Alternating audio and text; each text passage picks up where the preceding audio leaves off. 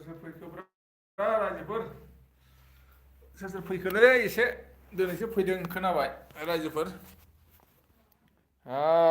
जोंहा फैबायलै जोंहा फंबाय फैबाय नै डिजि मिक्सेस नाइस आंनिखौबो नायहैदो नायगोन फंबाय नायगोन दे डिजि जोंहा डिजि फैदों नोंथांमोना मोनथिखाबाय अलरेडि डिजि डक्टर আহিছে प्रथम टाइमते कमेन्ट दिसु अलरेडि नङाबा डिजि फंबाय मा ओंख्रि जादों खिन्थाहरदो लाइक हरदो दे मोनफा मोनफा लाइक हरदो जोंहा नै साथाम फैदों लाइक हरदो प्रिया लाइक दिबा प्लिज आखा खरिसु हेल' होनना बुंदों मनिका बर' थेंक इउ स' माच मनिका बिनानाव लाइक हरलायदो दे এটাতো লাইট দিব আৰু ন মানে লাইভত আহিবলৈ হেৰি ইণ্টাৰেষ্ট নাছিলে মই আজি তথাপি আহিছোঁ আৰু না লাইক হৰলাইদো প্ৰিয়া প্লিজ লাইক দিবা আশা কৰিছোঁ আজি প্ৰথম মানে মই সুধিছোঁ আৰু না বেয়া নাপাবা हाय अफिसियेल हाय होनना बुंदों फैबायलां दसे फैदो फैनांगौ दसे मानो फैया जानो फैबायलां होनना बुंदों मनिका लाइक होबाय होनना बुंदों दे मनिका लाइक होबाय जोंहा दे दावहारुआबो अननानै लाइक हरदो जेबो नङा बिएना जाबाय गुड इभिनिं आदा मोजां ना खबरा होनदों दङ खुनुरुखुम दङ एसे खुगायाव दाराय लादोंलाय बेखौनो बोख्लाबबाय थायो आंबो गाज्रि मोननाङा रायजोफोर मा होनदों जोंहा खेबसेनो सफैखाबाय एकदम गुड इभिनिं आदा मोजां ना खबरा दिनैसो फैथारदों माथो नुदों बिएन दिनैसो फैदों नुगोन आरो नुबावगोन नङा होमबा अनजालि मा होनदों अनजालि फैदो होनदों सोर अनजालि जाखो जा मनिका बर' गासिबो लाइक हरलायदोलै बिदानो एसे आंबो दिनै पार्टि जादोंमोन नालाय हाय होननो बुंदों जहाँ प्रिया तो कि बहुत बाबी आशा लाइक दिया नहीं और बाबी आशा गोटे है ना जने जने प्लिज प्रियार লগত जइन करा নাই प्लिज आशा करिसु जइन करिबा दावहारा बुंदों अफिसियेल ब्लग आं दानिनो होबायनो होबाय दे सानै होबाय सासेया गैबावा माथो होमबालाय जोंहा नैबे होआखैदां good evening thank you so' माच राइट हाउस शर्ट ब्लग फैनायनि थाखाय गोजोननाय थाबाय दा आदजन मानसि जानानै दङ दा प्रिया किटसेना बुंदों कि खबर दा होनदों खबरथ' भालेरे लाइक করে দিয়া please like done thank you so much 3 member like করেছা মানে 8টা মানুহ আছে অলরেডি জনে জনে কৰা নাই প্লিজ কৰিব পাছত মই ফাইনালটো কৈ দিম ন दा दावहारा अफिसियेला बुंदों अनजालिखौ मा होनदों अनजालिखौ फैनो थिनलाय अनजालि अननानै प्लिज जोंहा दङब्ला नैबे दावहारु फंबायजों लोगो जालायदो अननानै प्लिज एनिबडी दा जा बिएना बुंदों मनिका बर' प्लिज नायदो आंखौ प्लिज माने मिक्सिंग কথা কোৱা আছে প্ৰিয়া আপুনি বেয়া নাপাবা মানে বহুত ভাষা ক'ব পাৰিব লাগিব হয় না নহয় যিকোনো হোক আপুনি অসমীয়া হিন্দী লিখি দিলে হৈ যাব না প্ৰিয়া मनिका बर' नायदो आंखौबो एसे फ्रेन्ड जादों होनदों मनिका अननानै फैदो जा बिएनजों अननानै थेंक इउ स' माच प्रिया আমার बहुत চিন্তা কৰিছে জনে জনে প্লিজ নাই প্ৰিয়া বাইদেউৰ লগত জইন হ'ব আশা কৰিছোঁ হয়নে নহয় हेल' सार good evening thank you so' माच लै फैनो थाखाय कबिता थेंक इउ स' माच बिदिनो एसे एसे थालायदो बयबो नैबे आरबि एन्टारटेनमेन्ट इउटुबनि सायाव नङा होमबा প্ৰিয়ানা যোনে যোনে আহিব প্ৰিয়াটো হাত দেখাই আছে এনেকা হয় না নহয় নিজে নিজে দেখা পাইছোঁ আৰু লাইভত দেখা পাইছে আৰবি এণ্টাৰটেইনমেণ্ট কেনেকা কি কৰি আছোঁ প্লিজ আশা কৰিছোঁ প্ৰিয়াৰ লগত জইন হ'বা প্ৰিয়া কে কিটচান জনে জইন কৰিব মানে সাত ৰিটাৰ্ণ কৰিব লাগিব ফুল ৱাচ কৰি পেলাই হাফ ভিডিঅ' চাই পিনি ভিডিঅ'টো মানে সাবস্ক্রাইব কৰিব নালাগে আশা কৰিছোঁ I am like done thank you brother thank you so much he also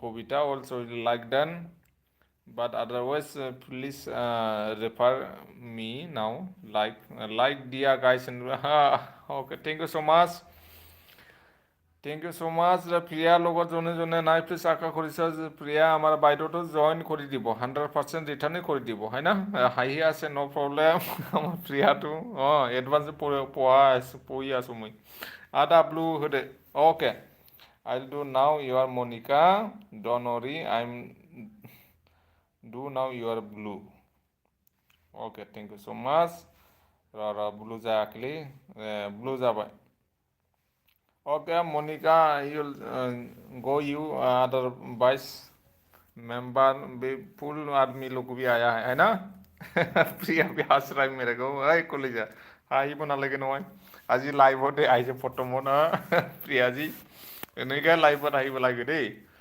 बियान बोलते दे सर फ्रेंड होदो लाइक मामा खालाम हरबाय मनिका ओ देरसनबो सौखिया আহিছে देरसन सौखिया इंटरनेशनल आमार इउटुबार ठीक আছে लाइक दिबा दे देरसन बालके अवश्य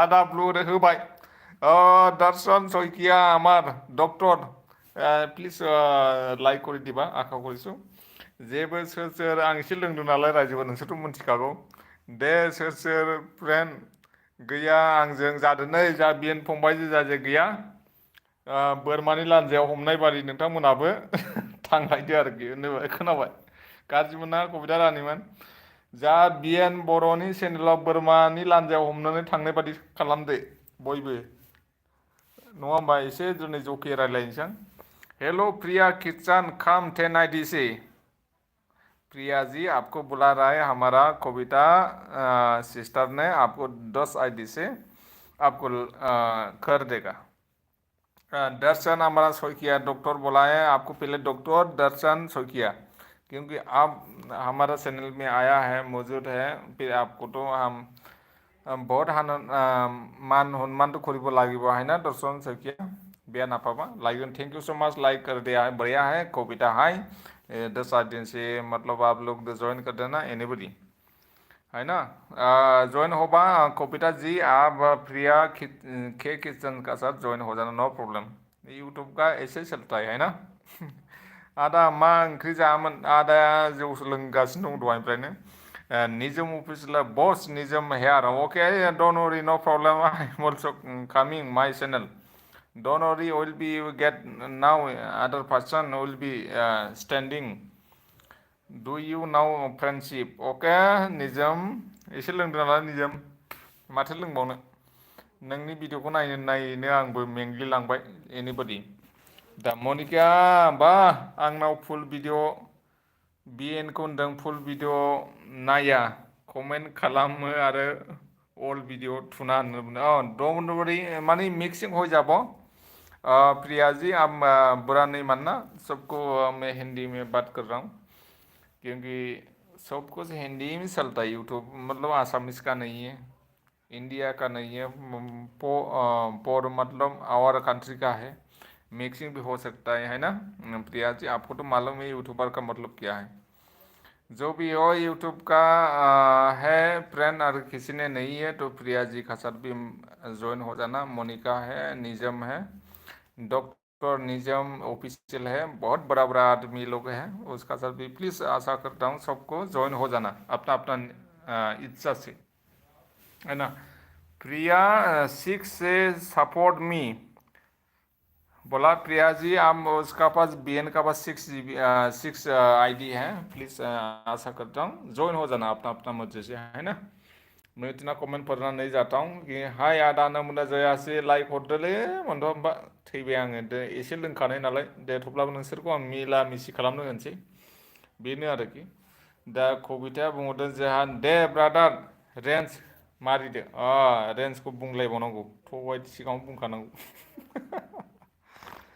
र' आं देलायाखैलै एसे अभी कविता को हमारा कविता बहन जी है आया है उसको भी रेंज मार के देता हूँ है ना जी कमेंट अपना अपना पढ़ाई करके अपना अपना ज्वाइन हो जाना एनीबडी द निजम ऑफिशियल हेलो आंनि लाभली sister Jayashree please come Jayashree अन्नानै प्लीज निजम अफिसियेलजोंबो लोगो जालायदो एनीबडी निजम अफिसियेला ब्लू नांगौबा ब्लू सोंहरबानो जाबाय बीएन मेरा पास 2 आईडी है BN do it now Priya also standing now for waiting.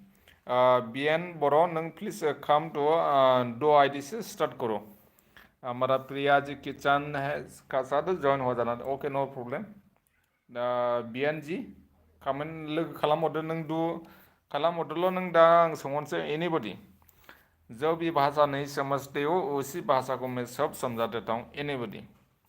इसलिए मैं anybody बोलता हूँ है ना प्रिया जी नो प्रॉब्लम. दा जो ऐसी बोला है हमारा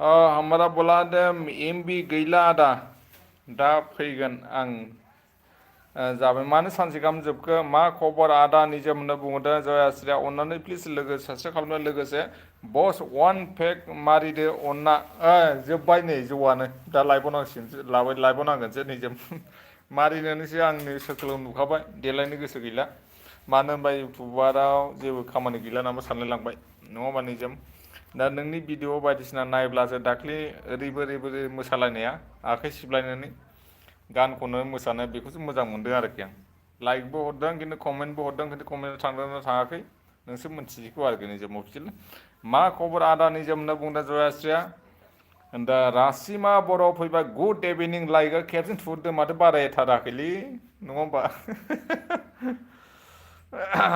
दा गुड इभिनिंग आदा होनना बुंदों रासिना अननानै please thank you so much मेरा लाइव पे आने के लिए बढ़िया है दा इन बी don't you please check out कितना गिफ्ट दिया है प्लीज प्रिया जी आप बताइए प्लीज MB को 2 ID है उसका 10 ID है आप बता सकता हूँ 100% आप 2 ID का किया तो प्रिया जी आपको मैं 100% आपको 2 ID से किया या तो 3 ID से किया जो भी हो आप बता देना कितना ID से किया डोन तो कर दिया है ठीक है जी आप अलर्ट में रहना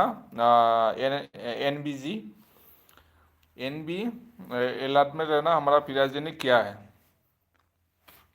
और भी चाहिए तो और बता देना नो प्रॉब्लम मा खबर आदा निजम होनना बुंदों जयाश्री बोल दिया हमारा भाषा में भी बहुत सारे भाषा में बात कर सकता हूँ एनीबडी तो हमारा तो चिल्ला रहा है ऐसे करके हमारा प्रिया जी ने नो प्रॉब्लम एन्जय करिब लागे लाइवत आहिले হয় না নিজে নিজে হুকুরটো বন্ধ কৰি পেলাই আলোচনা কৰিব নালাগে হয় না নিজে অফিसियेल देसी लांनो आं बिदिनो लांखो बसनो थैंक यू सो मच द निजम वेलकम द हेमाजी आ गया राजस्थान से welcome thank you so much hello भैया जी thank you so much thank you नमस्कार सबको नमस्कार किसी किसी को नया साल में भी मैं हाथ जोड़ के आप लोग को नमस्कार किया भी नहीं हो सकता है thank you so much already Hema ji देखो आप प्रिया जी आप भी ज्वाइन कर लेना मेन ID से एनीबडी है ना ऐसे रहना चाहिए तालमेल से अपना यूट्यूब चलाना कुछ चलाना ये तो अपना हाथ में होता है ना हेमा जी अभी प्रिया जी है प्रिया जी का साथ किसी ने नहीं प्रिया जी आपको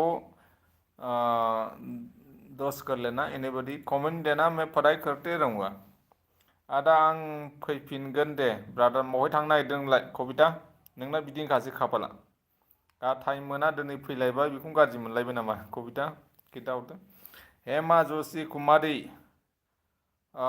कीर्तन अच्छा मंडाली दिल्ली ओके दिल्ली मैं भी गया था उसमें निजामुद्दीन गार्डन में बहुत काम करके भी आया है हेमा जोशनी दोनों भी ज्वाइन हो जाना किसी ने अगर नहीं है प्लीज़ आशा करता हूँ ओके ऑन द हेमा जी ने बोला हमारा कीर्तन मंडाली दिल्ली ओके अच्छा उसी जगह में please new come anybody please come Hema ji का साथ भी हेमा जी हमारा जी बहुत बढ़िया यूट्यूबर है हमारा क्या नाम था सॉरी प्रिया किचन है उसका साथ बहुत सपोर्ट करते ना एनीबडी द प्लीज़ न्यू काम बोला है ज्वाइन हो जाना कविता अननानै प्लीज़ हेमा जी आप भी किसी का तो आपको जितना मन मर्जी से आप ज्वाइन करना चाहता है तो पक्का मिल ही जाएगा, है ना। जयाश्री बागलारी 9685 नंबर सिरियल का नंबर से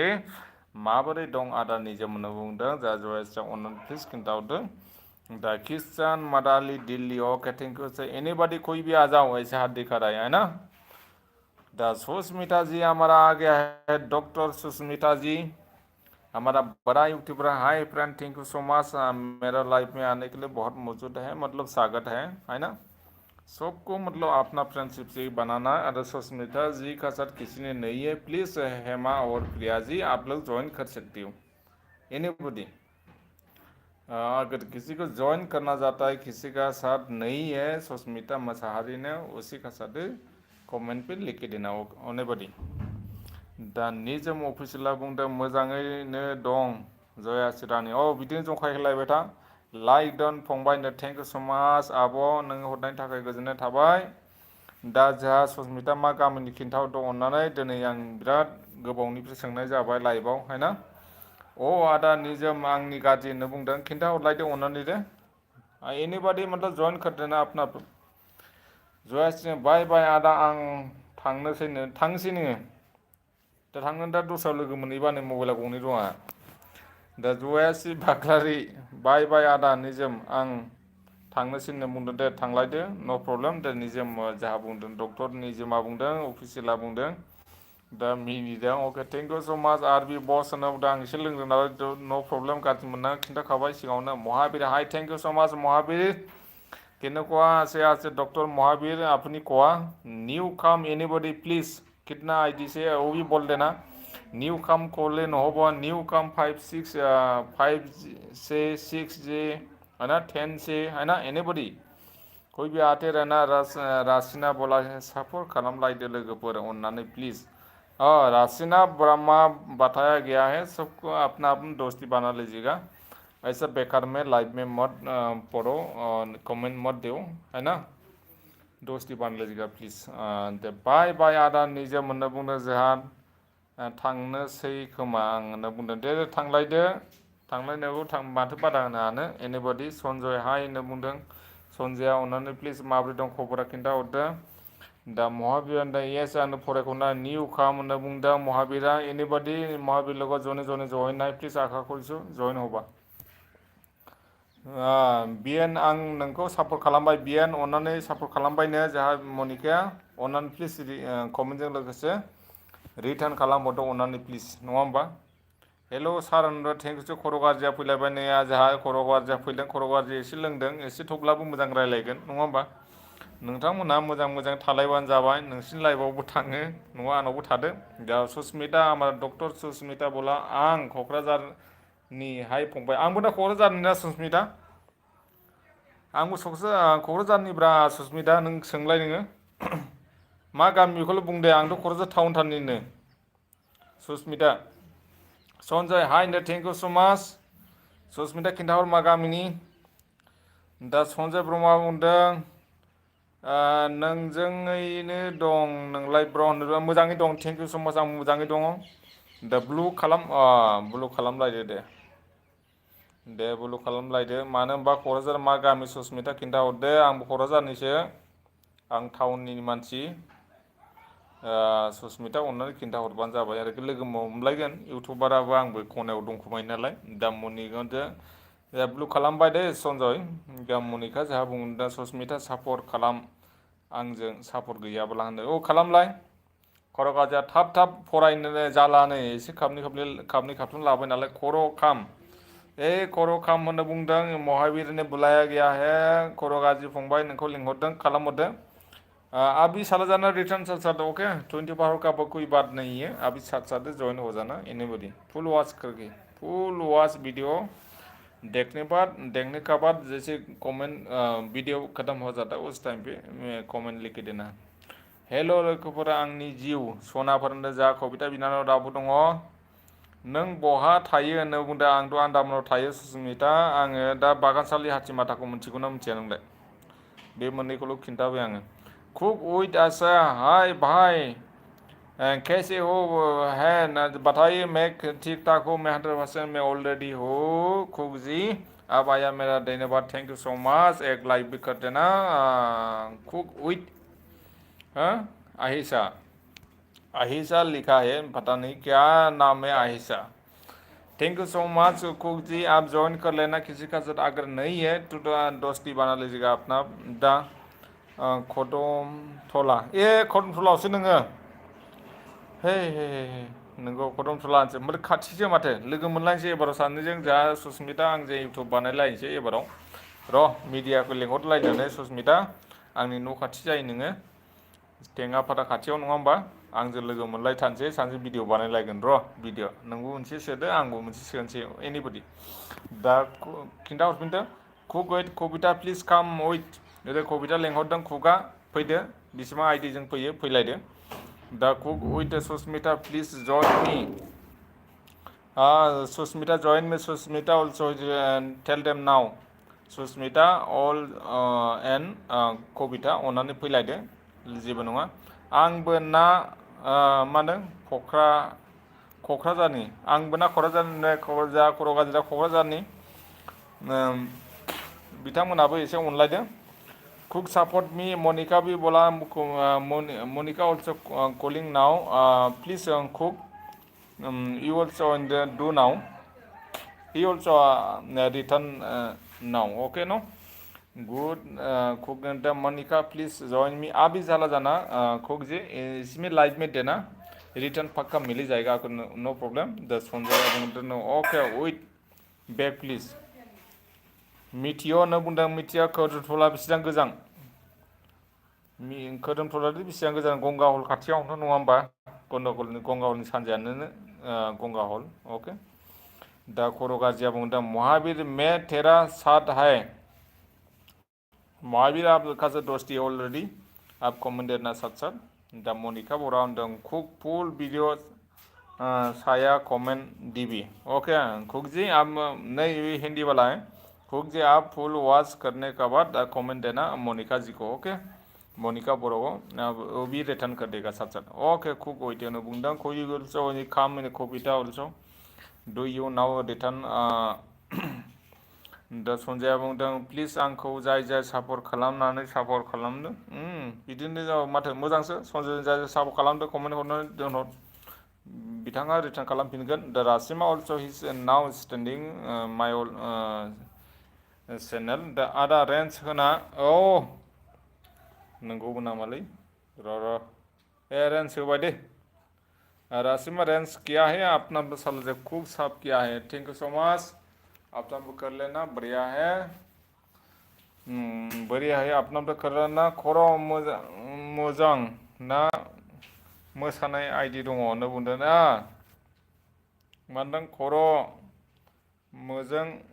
मोजां ना मोसानाय आइडि दङ होननानै थाङो, बिदिनो आंखौ माबा बुंदों, आइडि दङ होनना बुंदों जोंहा सुस्मिता, जोंहा आब'आ। दा मनिका बेक खालाम, मनिका सन्जया खालामहरबाय, बेक खालामबानो जाबाय। बिटिआर खाथियावनो, बिटिआर खाथियाव माथो जाखो? लोगो हमलायगोन ना हमलाया जायगा सुस्मिता खिन्थाहरदो। आंजों लोगो हमलायगोन ना हमलाया? आंबो दाबो गोजानावसो दं नालाय। मनिका बर' सपोर्ट करिसो कुक। ओके सपोर्ट कुक जी, आपको सपोर्ट कर दिया है। मनिका बर'नो प्लिज रिटार्न कर देना। दा नोंसोरनावथ' खुरुना थांगोन ना थाङालै, आं गुजुनाया बोरैबा खुरुना जाफ्लांबायबाबो। दा सन्जय ब्रह्मया बुंदों, सुस्मिता बेक प्लिज। सुस्मिताया बर'सो, जोंनि न' खाथिनि मानसि, अननानै प्लिज अननानै लोगो जालायदो। आशा सुस्मिता जी आपको आशा करता हूँ जी, आप भी संजय ब्रह्मा ने आपको साफ कर दिया। ओके। दाहर फंबाया मा बुंदों, महावीर बेक खालामदो, आं खालामबाय। महावीर जी आपको दावहारु ऑफिशियल ब्लॉग ने आपको साफ कर दिया है, प्लीज रिटर्न कर दो। ओके महावीर जी। दा बड'फा नों मा होनदों नोङो राव बस मिथिगौ। Thank you so much Susmita, तो हंस लिया है, मुझे भी पहचान ली हो सकते हो, इसलिए हंस गया मैं, एडवांस भी बता गया है। दा संजय आंजों फ्रेंड गैयाबा फ्रेंड जादो प्लीज। संजय मोनिकाजों फ्रेंड गैयाब्ला फ्रेंड जालायदों। दा सुस्मिता हमारा हंसा गया है, उसमें बोतल ऑफिस का बोतल अभी तो मालूम पड़ गया होगा। कुछ तो मालूम हो गया होगा सुष्मिता जी, आप किसी को आप टेंगापारा में किसी ने बड़ा बड़ा आदमी है, उसका रिलेशनशिप को आप पूछ सकता वीडियो देख के और फोटो भी दिखा के, है ना सुष्मिता? हाथीमाता बागानसाली हाब्रुबाड़ी किसी एनीबडी द आरबी इंटरटेनमेंट यूट्यूब कौन है होता है सुष्मिता जी, आपको पता चल जाएगा ऑलरेडी। दा ओके संजय आं खालामगोन होनना बुंदों, सुष्मिता को तो बताया गया है ऑलरेडी, आपको तो मालूम पड़ गया होगा इसलिए तो यूट्यूब में आया हूँ। आंना मोन मा होनदों एग्ल' आइडि सुष्मिता ने सुष्मिता सिस्टार खर' गाज्रिना मोनसेल' आइडि बिथांखौ लोगो लोगो खालामलायदो, डन्ट वरि हो सुष्मिता मिनिनाङा इसिबां नङा होमबा? दा खर' गाज्रिया बुंदों आंना मोनसेल' आइडि सुष्मिता होनदों। थेंक इउ स' माच इनफरमेसन होनायनि थाखाय, थेंक इउ स' माच नङा होमबा? जाहा खर' गाज्रि फंबाया बुंहरदों सुष्मिता अननानै प्लिज लोगो जालायदो। रासिमा बुंदों मानिका बर' सापर्ट प्लिज मे फ्रेन्ड होनदों। थेंक इउ स' माच रासिमा बुंदों बर' मा होनो मनिका बर' अननानै प्लिज खालामलायदो। बिदिनो ब्लु होआब्ला माब्रै नायगोनग' जाखोनो मा लिरखोनो खौसो गोदोन प्रब्लेम मानसियालाय। ब्लु होआब्ला माब्रै नायनांगौ जाखो? नों सानजानिसो जागोनदां खोरोमथुला नंगौ नङा। होनसै द' अके सुष्मिता जाहा आब'खौ होबाय, खोनाबाय? सुष्मिता आब'खौ होबाय ब्लुआ थांलायदो। आंखौ लोगो मोनगोन ना मोना नोंसोर गोसो गैला, न'आव थांसै आं फैगोन मासाव। मास बैसागु पिकनिक जाहैनोसै आं आरामसे इउटुब बानायनोसै एबाराव नायबाय थाबानो जाबाय।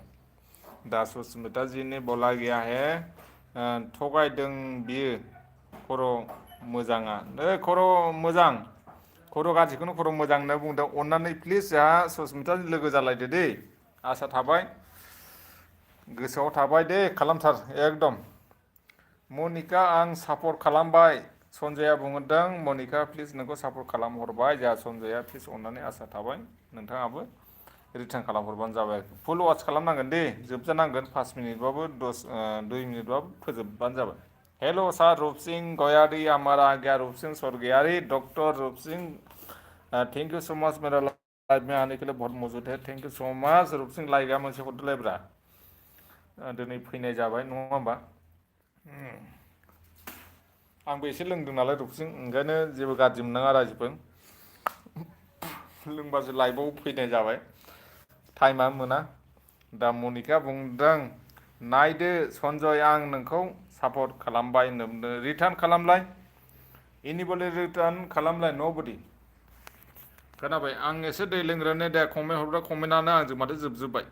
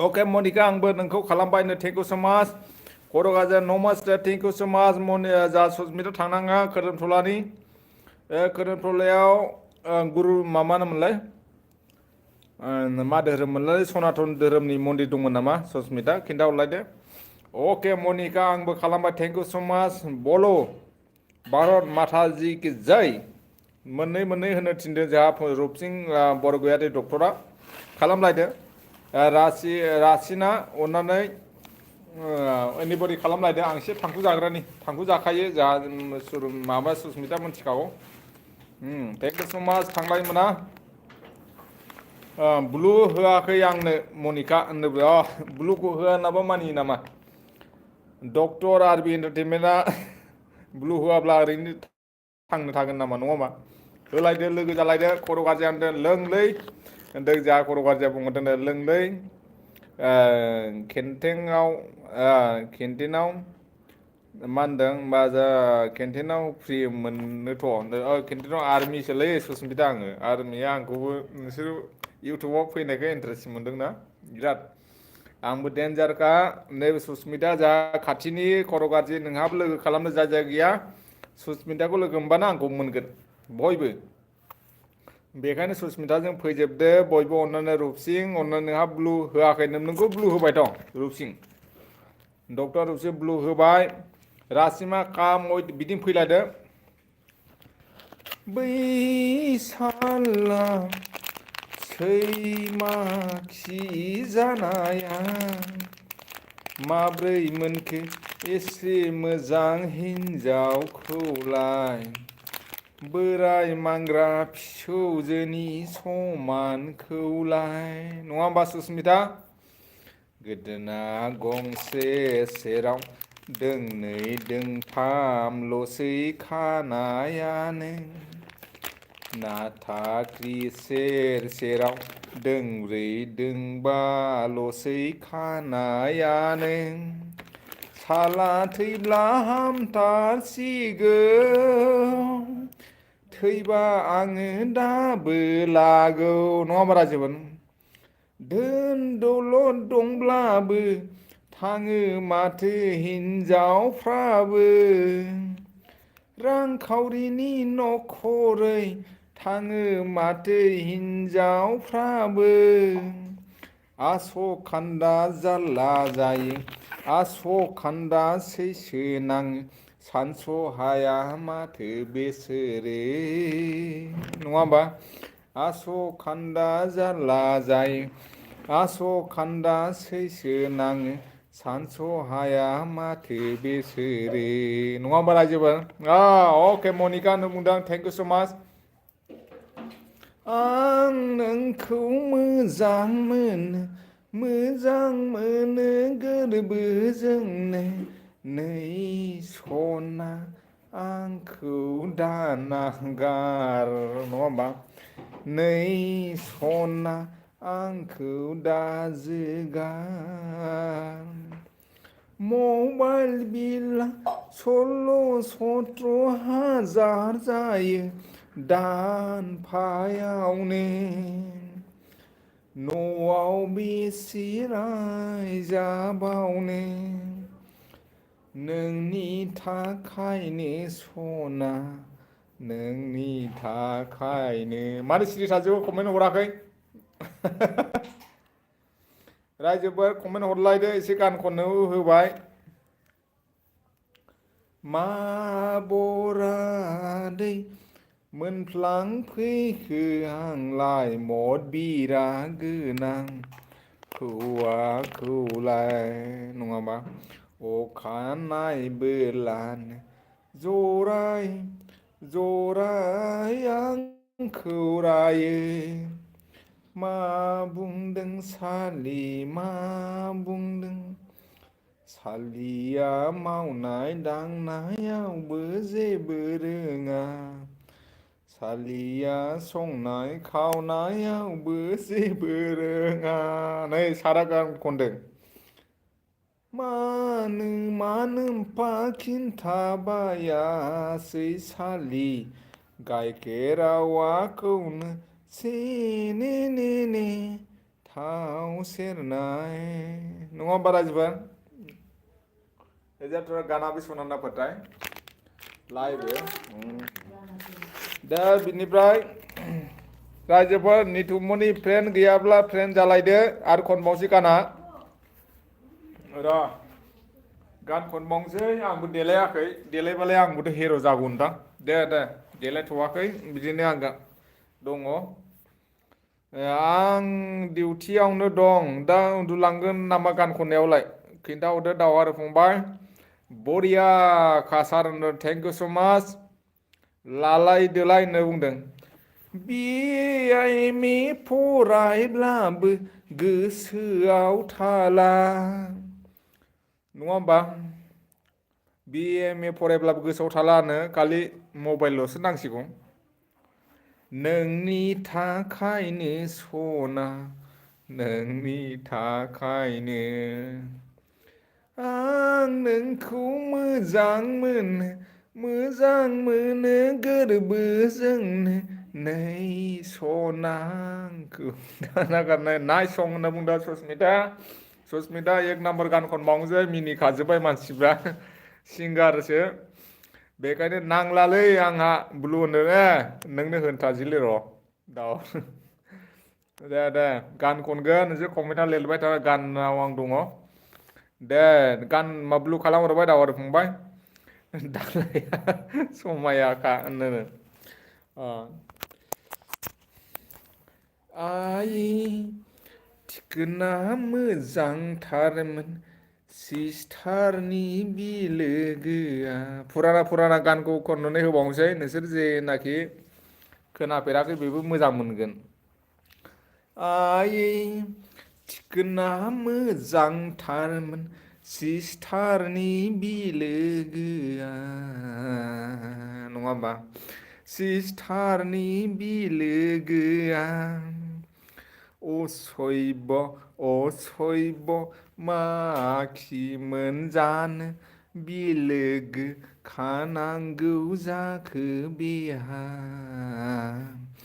उसुबिदा दारमास्तिनि मिनिजोब्बायसो माथो मारै जाखो मेला गान खननो रोंगौबायना ओंखायनो आरबि एन्टारटेनमेन्टआ सबसे एन्टारटेनमेन्ट इउटुबाव गान खनग्रा एक नाम्बारसो लाव आदा लागाव होननो बुंदों बैसागुआव बैसागु रंजालि बैसागु दा थांसै बैसागु हाखु दाखु सस्मिता आगोलाव सिंग्रा जादोंमोनलै आङो मिथिबाय लागाव होनना बुंदों मनिका मेडिटान करदु नोंसोर फरायदों नों नङाबोला थांना थानाय नङा नों नङाबोला जोरनानै थानाय नङा सना आदा जानाय लोंनाय खहाबथारला नङा होमबा रायजोफोर आरबि एन्टारटेनमेन्ट अनजालि फैब्ला मोजां जागौमोन होनदों थेंक इउ रबसिं निथामनि थेंक इउ गान खोनानो मोनैखौ आं खननोसै आं मोजां इन्जय खालामलाय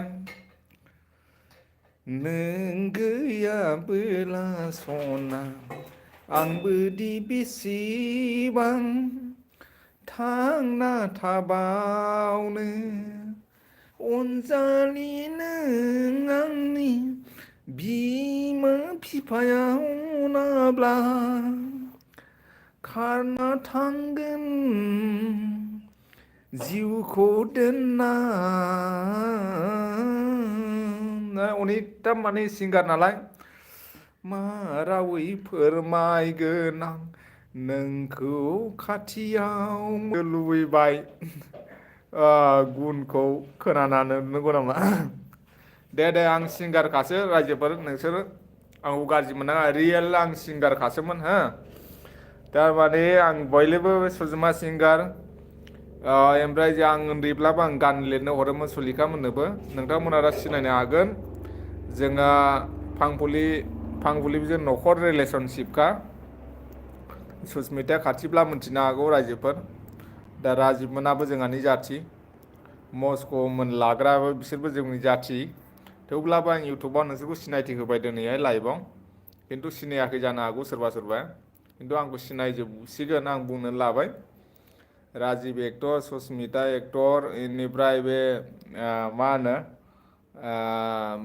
जा बिनानाव मामा होनदों फांफुलिमोन ओमफ्राय बे संगिनामोन इनिफ्राय निजेहा माबा दंबावो मेला मानसि दंबावो नोंथांमोनखौ खिन्थानो होबाय खिन्थु आं बिसिनि न'खरनि जाथि बंस'नि मानसि आरोखि ना दा सिनायाखै जानो हागौ दिनै आं लास्ट टाइम आं बुंनो होबाय सस्मिता नोंथांमोना आं लाजिनाय गैया खननायाव आं गोसोबादि खननो हायो बेनो आरोखि थेंक इउ स' माच नोंसिनि सिगां आं बुंनो होनायनि थाखाय दिनै मोनथिबाय ओमफ्राय रियाबो जोंहानि आब' असे जाथारो खोनाबाय रिया जेनाखि सिनेमा खालामो एसे एनै फिसाब्लाबो नङा होमबा रियाबो जोंनि न'खरनि जायो दा रियाबो आंखौ सिनायो रियाबो गासिबो आंखौ माबाजोबो रिया आंनि फट'खौ देखायबा आंखौ मोनथिजोबगोन गासिबो आरोखि दा बेखौनो दिनै खिन्थानो होबाय आं नोंसोरनो आंखौ दिनै आं मा होनो खिन्थानानै होनायनि फर्मुलायानो बेनो जाहैबाय दा नोंसोरबो मोनथिथोंसै जाहाथे आंखौ सोंफैनांगौब्ला आंखौबो सोंनानै लानो हागोन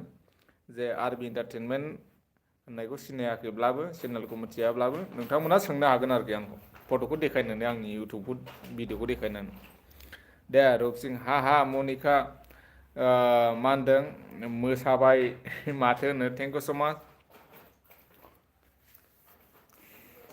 नोंनि थाखाय आंबो फाग्ला नोंखौ लानानै हिनजावबो एसे खनसै एसे गाराङा थिग जायाखै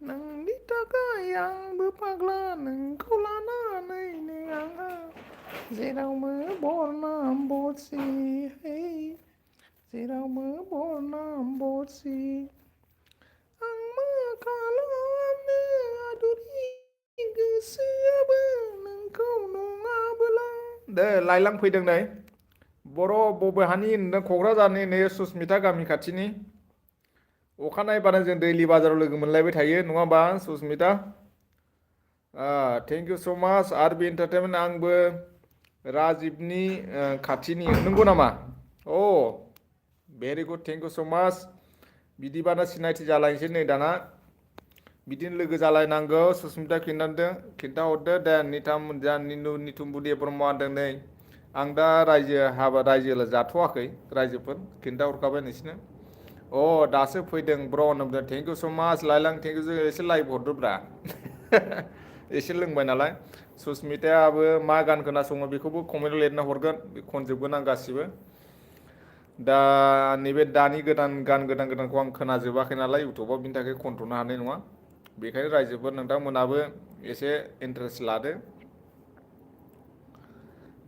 खनहरगोन मा गान खननांगौ खनगोन आङो बानायनोबाबो गान खनगोन बोरै हिन्जावनि बायदि खोनादों सार होनो थेंक इउ स' माच नै हिन्जावनि आं गारांखौ मोननै मोनथाम खननो हायो बेनो आरोखि लाइलाङा नों बर'आ होनदों थेंक इउ सार लाइलाङा नैबे इन्टारटेनमेन्टआ सिंगारसो दिनैसो आं एसे खननो नागिरदोंमोन नै उसुबिदा जायो सानफ्रामबो मिलाया गाबोन फुंनिफ्राय आं सानसे फैगोन सानसेयाव आङो खनगोन लासैनो खनजोबगोन जेखौ होनो लाइलां नोंहाबो सापर्ट खालाम जा मनिका बिनानावखौ अननानै बिदिनो सुसमिताया मा कमेन्ट हरनो सानदों कमेन्ट हरबानो जाबाय कमेन्ट फैयाखै दा बेनो आरोखि बेनोबादि बयबो लोगो जालाय आं रौथानि रौथा सारियालिनि नामा लाइलां खिन्थाहरदो दे आरबि आं थांनोसै डिउटि गबाय होनना बुंदों डिउटिनिफ्राय गबाय डिउटि गनानै फैग्रोदो आधा घन्टा लागोन बारा लाबोयोबा नङा होमबा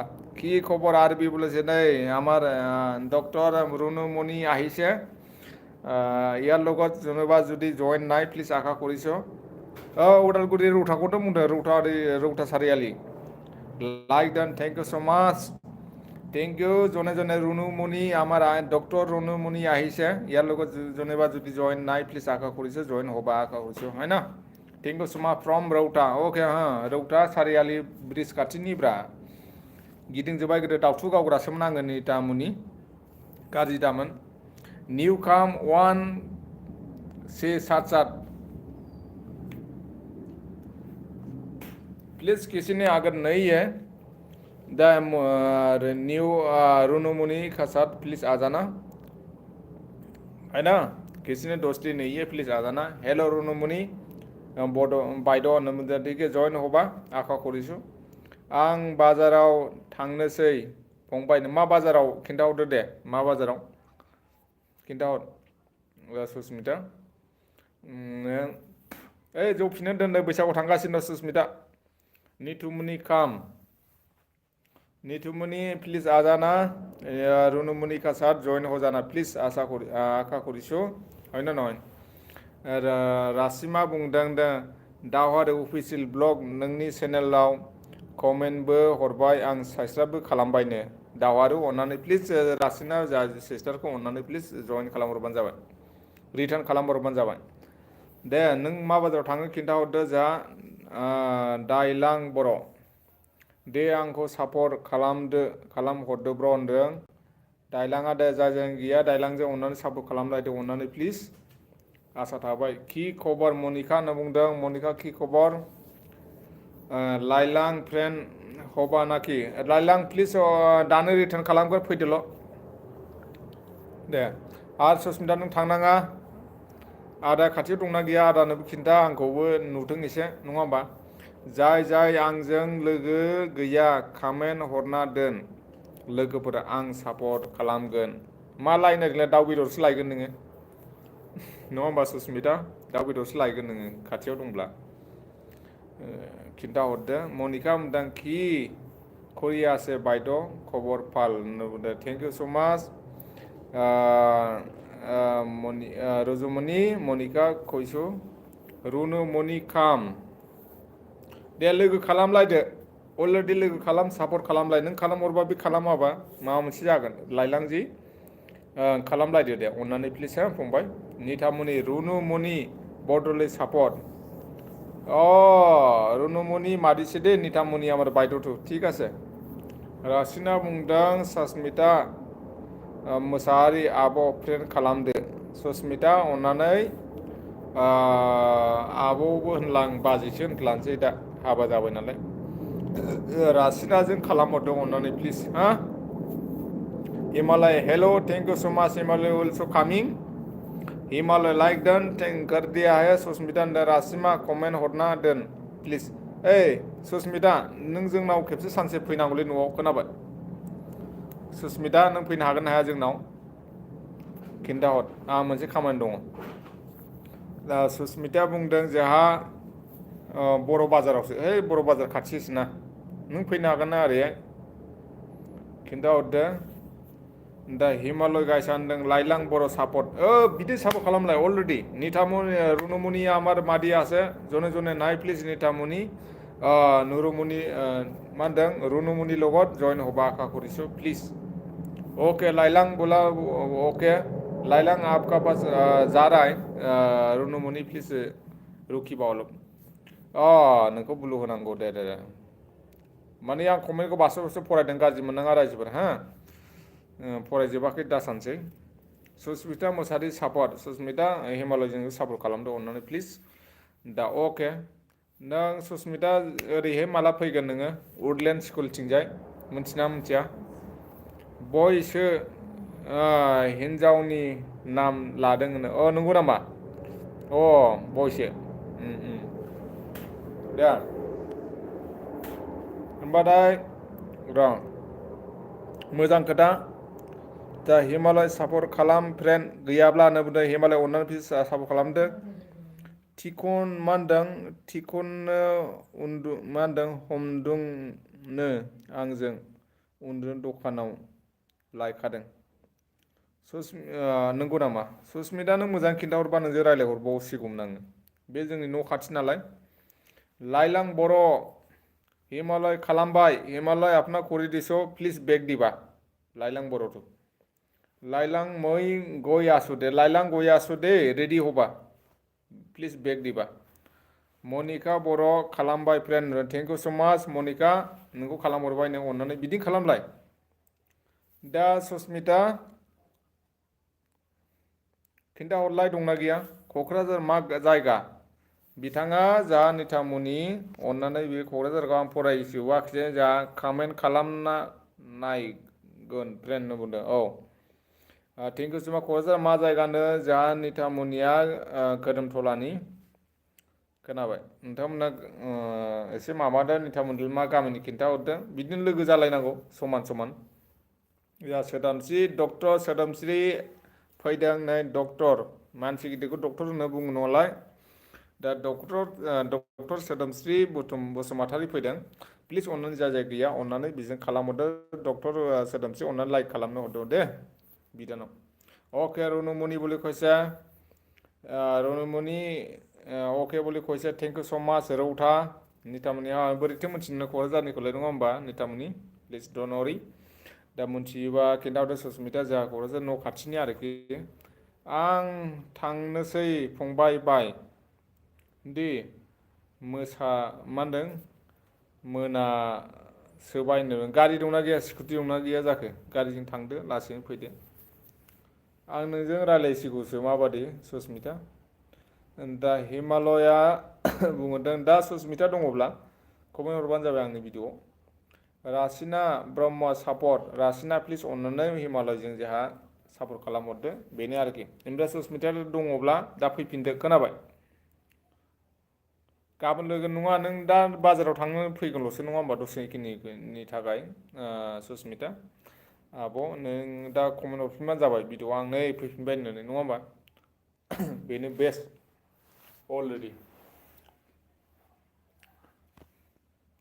बिदियाव लोगो मोननो आं बैसागुआव थांसै नै बैसागुआव थांबा बैसागुनि भिडिअ होनोसैलाय आङो लाइलांग मुई ज्वाइन करिलो लाइलांग जी आपको ज्वाइन कर दिया है प्लीज आशा करता हूँ रिटर्न कर दो प्लीज रोनू मोनी बरदले को प्लीज अभी अभी जस्ट फुल वाश का साथ है ना दा सुस्मिता नों बबे जायगाजों थायो बाय बाय एवरी वन वाव बाय बाय एवरीवन बोला है अभी दुकान शॉपिंग में जा रहा है अभी हमारा सुस्मिता जी ने फिर से रिटर्न आएगा मैं आशा करता हूँ है ना सुस्मिता जी अभी आपको 10-15 मिनट लगेगा ज़्यादा दूर नहीं है बड़ो बाज़ार कितना दूर है ज़्यादा दूर नहीं है प्लीज़ आप जो भी लेना है मछली मीट लेना है लेके आइए और भी बनाते बनाते वही वीडियो वाचिंग करते रहना ठीक है आंबो खालामबाय होनना बुंदों थिग खालामबायनो जोंहाबो लाइलाङाबो नीतामणि मुई गुई आसू नीतामणि जी आप रेडी हो जाना नीतामणि जी आपको कर रहा है अभी हमारा रुनुमणि ने ठीक है कमेंट करना साथ साथ अभी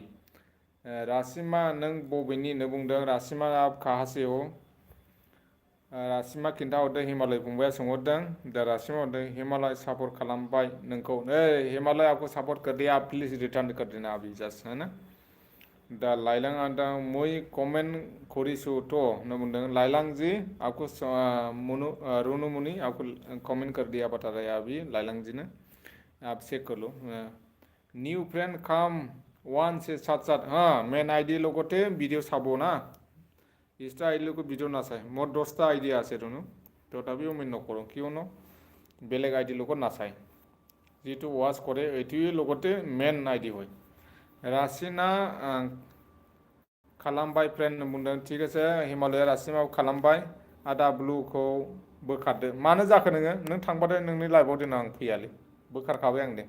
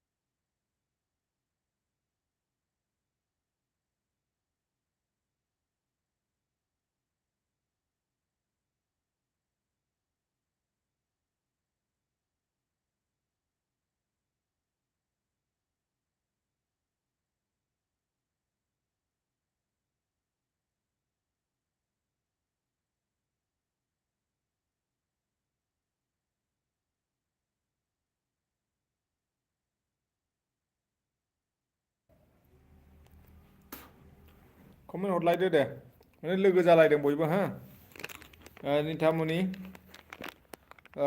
मानो दोननायखो बुलुखौ बोखारनाया जेबो नङा रनमनि जने जने आसे र' लोगो फैलायगोन बयबो फैगोन हा रायजोफोर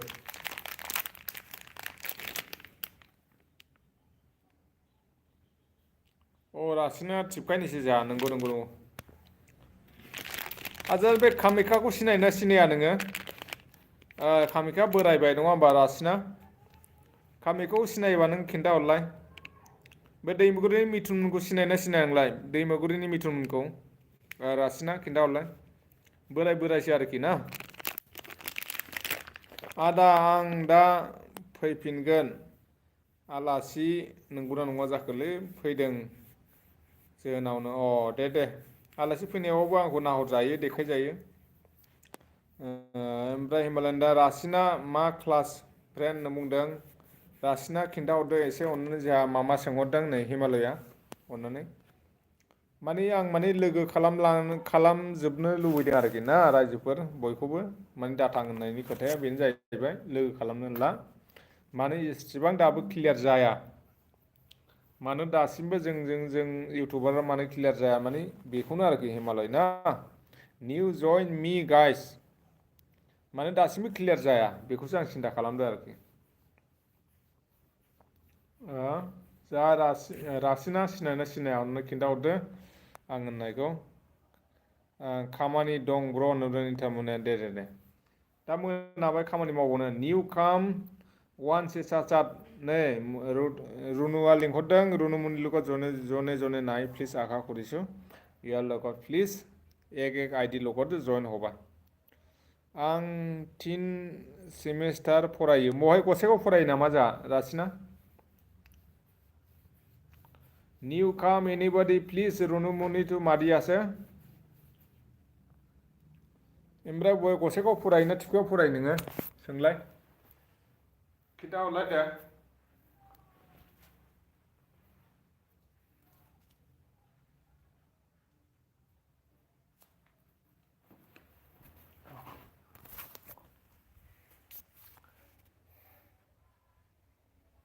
रासिना मग जइन करिसना बोलोखोसो मग जइन करिसे रासिना अनना जइन खालामहरदो नैबे फैबाय थायो रुनुमुनिया आंनि लाइभआवनो बुंनानै हरनो हागोन खालामहरगोन दानो ठीक আছে रासिना दा जनाय दिस रुनुमुनि प्लिज डनरि आं थिपखाय कलेजावनो फरायो थिपखाय बे गोदान बे माबाया साइथिं बारनानै नङा होमबा रासिना एबारावथ' लोगो हमसिगोन आं नोंखौ थाङो आंबो थांनाया बे police CRP camp army camp बारनानै ना ओरै आगदाजों नङा होमबा रासिना मोनथिखाबायना सोरखिखाथा मोनो ओरै सोरखिखाथा थाङो ओरै सांमोन्दा मोनो ना रासिना ओमफ्राय हाब्रां गोजा मोनो दैमुगुरि मोनो ओमफ्राय नासबारि मोनो बेनिफ्राय ओरै एकदम मा गामि मोनलाय बेयो दुमखा दुमखि माबा मोनो नङा होमबा निथामुनि दिनै खिन्था माबा रेसमनि रुनुमै जों जइन दंखायो रुनी আপনার লগত জয়েন আছে বলে আগৰ পৰা ঠিক আছে रुनु বাইদেউ যদি নাই আপোনাৰ জয়েন কৰা নাই যে জয়েন কৰি দিবা সি কৈ দিছে এতিয়া আমাৰ ভাষাতে কৈ আছে रुनुमणि जों জয়েন দংखायो रुनुमणि আপুনি জনাইছো চাগে थेंक इउ सो माच আমি জয়েन কৰিবা आदानो आं बोरै मोनथियो जाखो हिमालय गाइस आं थिपखाय कलेजावनो फरायो नोंबो थिपखाय कलेजावनो फरायनो जा नैबे रासिनायाबो फरायनो खोनाबायना ओमफ्राय सानैजों ज' जालायगासिनो नोंस्रा जानाय लोंनाय गासिबो पानिपुरिया र' आं सोंग्रानि बोखारदो रेन्जखौ मानो थांनो नागिरखो निथामुनि होमबाथ' मोजां खोथा नो क्लास फरायो फ्रेन्ड नो क्लास फरायो बेयावनो क्लास फरायो होनना बुंदों ओमफ्राय जोंहा हिमालयाबो थिपखायावनो फरायनो माथो खामानि दं दे दा फैफिनदो दे दसे थाथ'गोन आंबो ओमफ्राय रासिना र' हाब्रां गोजानजों थाङोब्ला नोंसिना राङामाटि होनना बुङोना गामिया रांवाथि आगदाजोंनो आगसिजों जायो रांवाथि दहला मोनहैयोना दहला मोननानै मोनसे गामि मोनोना गोजौ गामि मोनो बेखौसो सोंदों आरोखि आं गासिबो सिनायो आं टिफाइनि मानसिखौ सिनायोथ' सोरखौबा सिनायो आं गिदिर गिदिरखौ सिनायो आरो फिसा फिसाखौ सिनाया गोदो जोंबो उन्दैयाव थांफानाय नालाय टिफाइनि हाइ स्कुलनि प्रिन्सिपाला सुमन मास्टार नङा होमबा सुमन मास्टार नंगौना नङा दे टिफाइ हाइ स्कुलनि प्रिन्सिपाला सुमन मास्टार ना बेनो आरोखि क्लास 15आव फरायनाय जोंहानो थेंक इउ स' माच लोगो हमलाय गासिबो इउटुबार आरो आंजों मालाबा लोगो हमोबा लाखिनानै भिडिअ बानायबानो जाबाय नङाबा बयबो नायगोन सिनायगोन नै आरो एन्टारटेनमेन्टआ आंजोंनो दङ होननानै बयबो एसे नङा एसे भिउस जायो आरोखि सिनायलायो नामा औ आदा होनना बुंदों जोंहा रासिनो आं मोनथिजोब्बाय बबे गामिनि मानसिफोरखौनो सिनायो एसे गिदिर गिदिर मानसिखौ बुंब्ला आं सिनायगोन आरो मानो होनब्ला आङो गोबावसैना आङो थाङैयाबो बेनो आरोखि दा टिफाइ कलेजनि कलेजआथ' नैबे गोदो गभर्नमेन्ट कलेजखासोमोन नङा होमबा रासिना दाथ' दाख्लै नोंसिना माबायाबो पियनाबो गोमाबायना पियना ओरै माबाथिंजायनिमोन सानजा लागोनिमोन सोरखिखाथा सानजानि लागोनिमोन बेबो गोमाबाय नङा होमबा हिमालय मिथिना मिथिया खिन्थाहरदो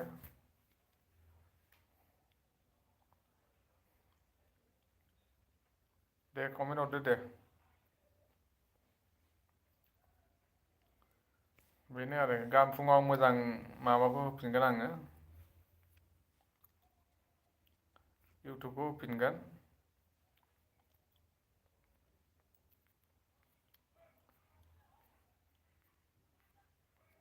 दे दा दस्रायाव थांबा बे माखासे मानसिखौ लोगो मोनहैगोन आं र'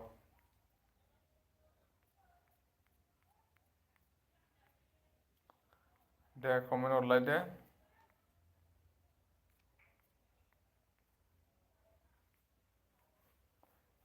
कमेन्ट हरलाय कमेन्ट हरनो गोसो गैला नामा दोनसै आं ओमफ्राय दस्रायाव नागिरहैनोसै आं सोर सोर थांदों हाय गुड इभिनिं बुंदों जोंहा गोमजोर फैदोंनो थेंक इउ स' माचलै गोमजोर लाइक मोनसे हर दोननोसै जोङो कबिता माबाखौ लेंहरदा मानो बड'लेण्ड आइजोखौ मानो लेंहरदा दोननोसै नामा नोंनो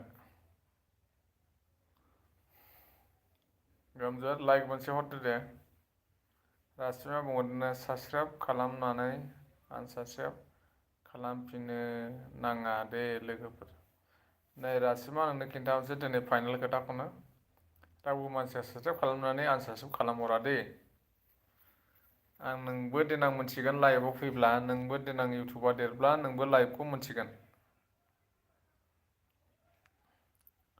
खोनाबाय मानो र' आं फोरमायग्रोनि गोमजोर रासिमाया सानदों आनसाबसक्राइब जादों देनां नों लाइभआव फैब्ला नोंबो मोनथिगोन जों इउटुबाव बिराद गोबाव सालायबोबाय आंना मनेटाइज जाबाय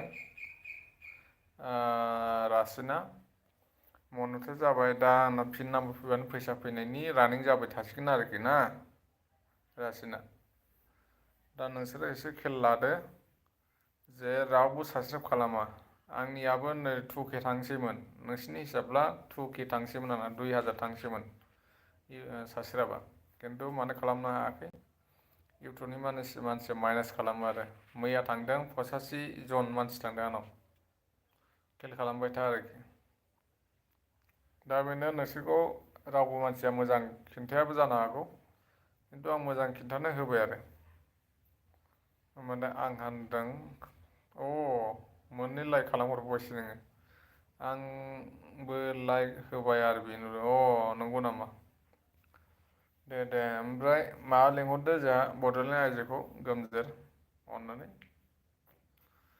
गासिबो लोगो लेंहरलायदो दिनै बेस्थ'फोर खोमा दा फैफिनगोन आं लाइभआव आंहा जोबनो थाङा अन ঠিক আছে রনুমণি আপুনি জনে জনে নিউ চেনেল আছে ইয়াৰ লগত মাতি লোৱা কমেণ্ট দি পেলাই মই কৈ দিম আৰু ন জনে জনে নাই सोरबा सोरबा गैयाबा प्लिज अननानै रनुमणिৰ লগত জইন হ'বা আশা কৰিছোঁ তাৰমানে টাইম হোৱা নাই লাইভৰ আহিবৰ কাৰণে ময়ো বহুত ব্যস্ত আছে বৰ্তমান এনেকৈ আৰু ন बिदिनो जायोना आदाना बिदिनो रासिना नों जेबो साननाङा नोंखौ मोजां फोरमायो आंबो जायगानि मानसि रावबो आनसारसाब खालामा खिन्थु नों बिदि आनसारसाब खालामाब्ला नोंनाव 1K थाब जागोन ना बिनि थाखायनो इउटुबारफ्रा माइनास खालामो खोनाबाय रासिना खिन्थु भिडिअ नायबाय थागोन थेवब्लाबो माबा जागोन आरोखि आनसारसाबा नोंना साबसक्राइबा खम देखायगोन हाय गमजर एकाउंट नाय रुनुमुनि याद एकाउंट नाय ही तथापिও সাবস্ক্রাইব কৰিব পাৰে गमजर आशा কৰিছো ये आईडी লগত जइन हबा आशा কৰিছো गमजर आरो आंनाबो खमायबायलै आंखौबो अननानै मोनब्रै मोनबासो खालामहरदो दे गमजराथ' मिथिखागौ आंखौ आखसे रनमुनि লগত जइन नाय रनमुनि जइन বলে কৈছে রনমণি বাইদেউ আপোনাৰ যদি এই ৰাচিনাৰ লগত নাই জইন হ'বা সি ৰিটাৰ্ণ কৰি দিব জাষ্ট ইয়াতে লাইভতে হয় না ৰনমণি কমেণ্ট দিয়া এটা रासिना जेबो खालामनाङा रावबो आनसारसाब खालामा नोंसोर गोदान मानसिना नोंसोर जेबो मिथिया दा आंनाव सोंनो नाय आंनि बादि बांसिनानो बयनाबो मनो जादोंब्लाबो आंना मनो जादों नालाय आं मिथिगौ आरोखि ना रासिना आंनाव सोंनानै नायनो मोनगोन मानो बिदि जादों आरो बे आदा आं दखानाव थांनि र' नोंहा थांनोसो जालायबाय अके रासिना मै गयासो रासिना नोंनो थांगासिनो दं रासिना अननानै थाथ'दो बे खालामहरबानो जाबाय दे कमेन्टआव रुनुमुनिया साबस्क्राइब करियासो दे रुखिबा अलप ना जा ज'आ रुनुमुनि এনেকা কর anybody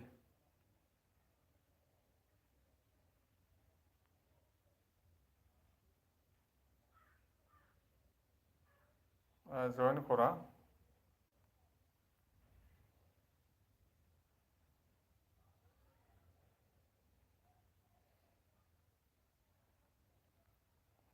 जइन खालामलाय लोगोफोर हा नोंसोरनि थाखायनो मोजां आंनि थाखायबो मोजां नामा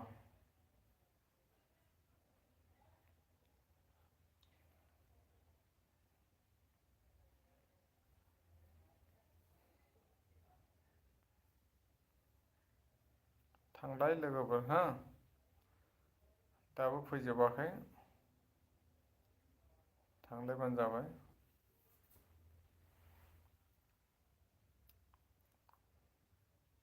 दा दिपालिया फैथाराखै मा जाखो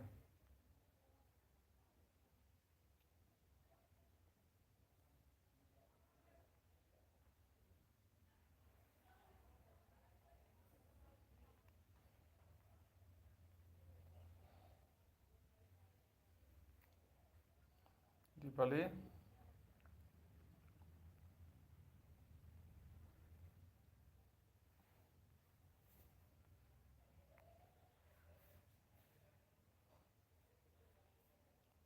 दिपालि गैयाबा अननानै प्लिज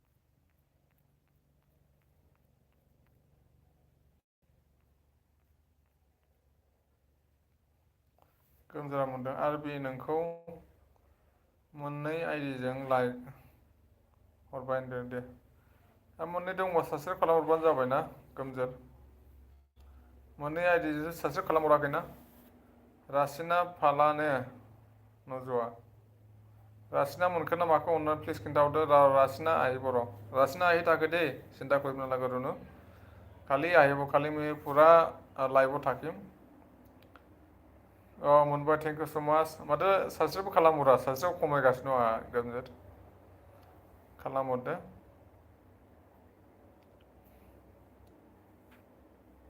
मोनबाय सफैबाय दे। दा फैगोन र' लासैनो फैगोन। बाहेरात मानो बिलाक आहे दे रुनु এতিয়াতো অহা নাই কি জানে কেনেকা ব্যস্ত আছে কমেन्ट हरलायदो आरो बे नोंखौ मोननै आइडिजों लाइक होबायनो थेंक इउ स' माच लाइक होनायनि थाखाय आरो साबस्क्राइबथ' खालामहरखायाखै नोङो गोमजोर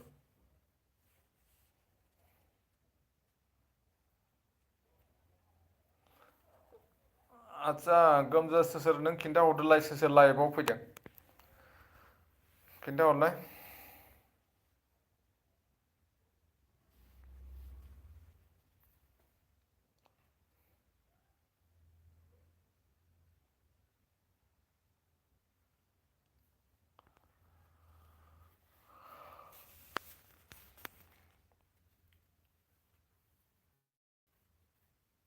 सापर्ट दं मोननैबो नंगौ नामा सापर्ट दंखायोसो मोननैल' नामा गोमजोरा जोंहा दोनले दे सारिता मानु আছে कमेन्ट हरलायदो अननानै प्लिज सोर दङ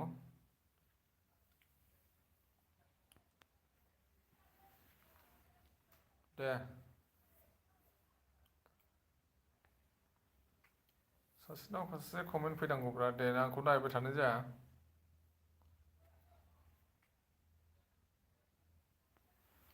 सोरनाव फैदों सोरनाव थांदों दा लाइभआव होसोलांसै र' मा ओंख्रि संखो आंना जानाया फ्रेसलै रासिना आं आर्मि साख्रि मावो दे रासिना खिन्थाहरबाय आं नोंनो आर्मि साख्रि मावो आङो दा साख्रि मोनबाय दा आं लाइभआव फैयो इउटुबाव फैयो आरोना नोंथ' सिनायगोन सोरबा मानसिया सिनायो खोमा आंखौबो दाबो बेनो आरो दा जानाया फ्रिसो दा थांगोन आरोखि आं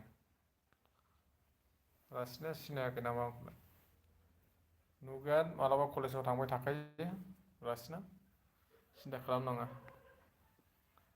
अनजु फैदों आरबि होनना बुंदों दे अनजुल' फैदों नामा बे आंनाव थानाया अनजुनाव थांदोंना थाङाखै नायखोमानो फैलाय नोङो कमेन्ट हरलासे गोमजोर आंबो नायनो हायो नायनायालाय लाइभआव थांनानै नायनो हायो खिन्थालाय सोर फैदों अनजु गोमजोर बे आंनाव लाइभआव फैनायफ्रा ओमफ्राय जोंहा रासिना मोजां फरायदोंना फरायाखै खिन्थाहरदो एसे रुनुमनि आसिना नाय अनजु फैदों आरबि होनना बुंदों नंगौना दे ओमफ्राय खिन्थाहरफिनदो सोर दङ बे आंनि लाइभआव फैनायफ्रा रासिना थिपखायाव फैबा नुबाथाय रायलायनांगौ आदा रायलायगोन मा रायलाया जानो नाम्बार नांगौबा नाम्बार हरनोसै आं रासिना नाम्बार लानो नामा थिपखायाव थांबाय थाखायो आङो थिपखायाव मालाबा अमा लायोना बैसागु माबा पिकनिकफ्राव गायसिनो हिमालयआव थांनो फैखोलायलै दा सफैलायबाय नै जोंहा हिमालय दा सफैबाय नोङो आं दानिया रावनियावबो लाइभआव थांला आरबि आदा होनना दे मानो थांला आंनाव फैनांगौ नोङो आंनाव फैयाबा गवा नोङो दस्रानाव थांबा दा थां आं बेखौ मिथिया हाय होनो दिपालि फैदों नै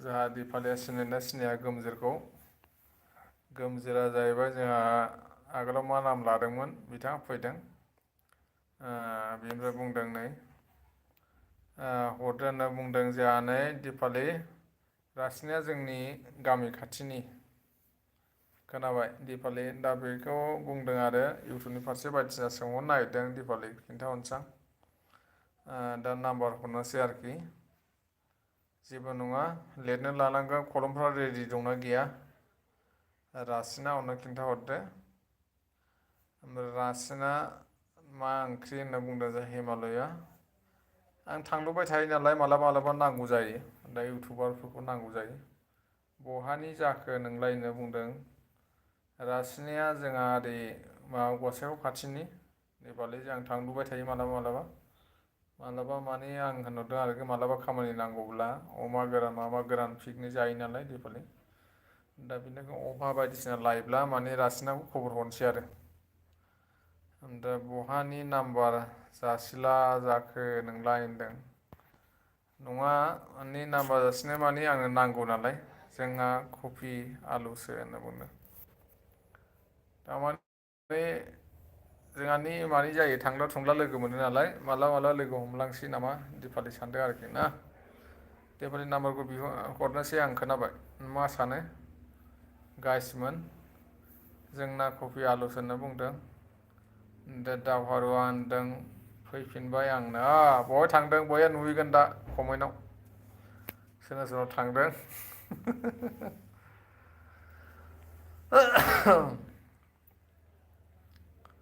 कफि आलुसोनो दाउ बेदर गैया नामा रासिना हरलाय नायनि आंबो नोंनि नाम्बार हरनायखौ होनदों आरो। थेंक इउ स' माच माने लाइभआव हरजाया होनना बुंदों दिपालिया जोंना मनिटाइस जाबायना रासिना बे जेखौ होयो आंना मनिटाइसआ बे नाम्बाराव नालाय बेखौ केन्सेल जायो होनना बुंदों आरो। दा बेखायनो कमेन्टफ्राव हरलायनोसै रासिना माबायदि नाम्बार हरलाय नायनि होनदों। ओमफ्राय दावहारा बुंहरदों नै अफिसियेल ब्लग रासिना आंखौ बेक खालामदो आंबो खालामबायमोन होनना बुंदों रासिना अननानै दावहारखौ बेक खालामहरबानो जाबाय प्लिज। गैया जोंहा दिनै मोनजाया बेदरा आदा होनना बुंदों मोनजाखाया दिनै मा बार मोनलाय इस दिनै बिस्थिबार ना नंगौ नंगौ बिस्थिबाराव मोनजाया। मा रासिना बिनानाव नोंखौ दावहाराव खालामहरबायमोननो खालामहरदों अननानै दे रावबो मानसि गैया बेनो आरो। लोंना लानाय लाइफ फैनानै जोंहा माबा बुंहरदों मिनिहरदोंनो दिपालिया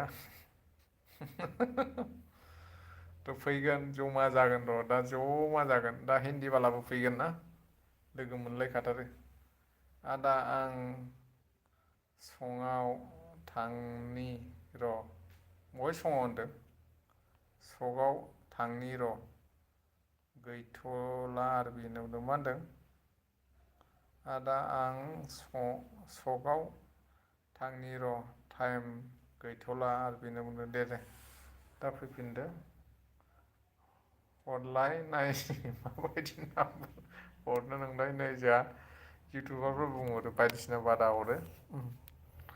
दे दे थांना फैदो दा फैफिन दे अननानै दे रासिना अननानै प्लिज बयबो फैलायदो एसे दे दे थेंक इउ स' माच गोजोननाय थाबाय गोमजोरा बुंदों आदा सकआव थांनि आं र' होनना बुंदों जा माबाया बुंहरदो दे रासिनाया गोमजोर मा खबर होनना बुंदों गोमजोरखौ सोंहरदों गोमजोरा जोंना माबा सोंदों मा टाइटेल मोनलाय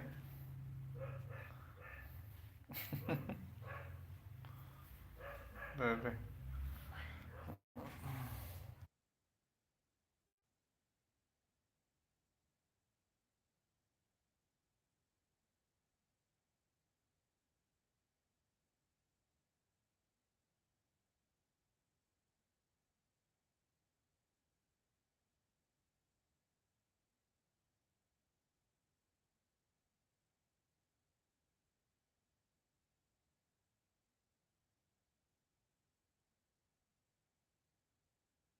दे कमेन्ट फरायलायबाय था आं नायगासिनो दं।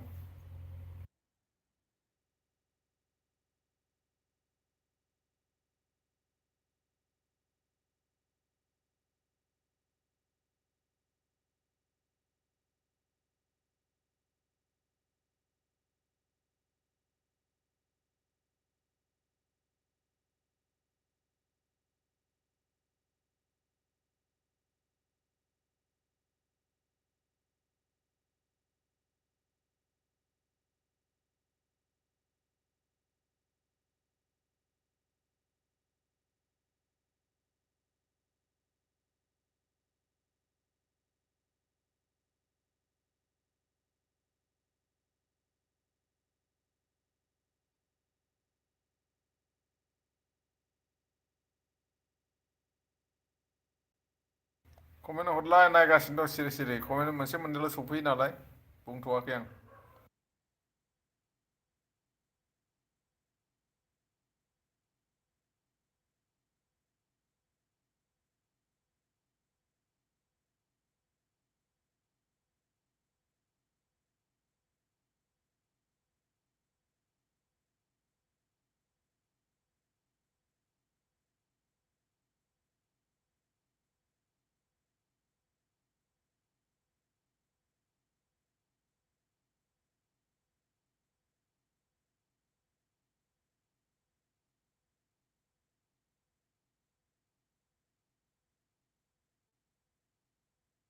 कमेन्ट लिरनो हरलाय दे नायगासिनो दं दे सिरि सिरि रासिना नों मा मा लिरनो हरदों।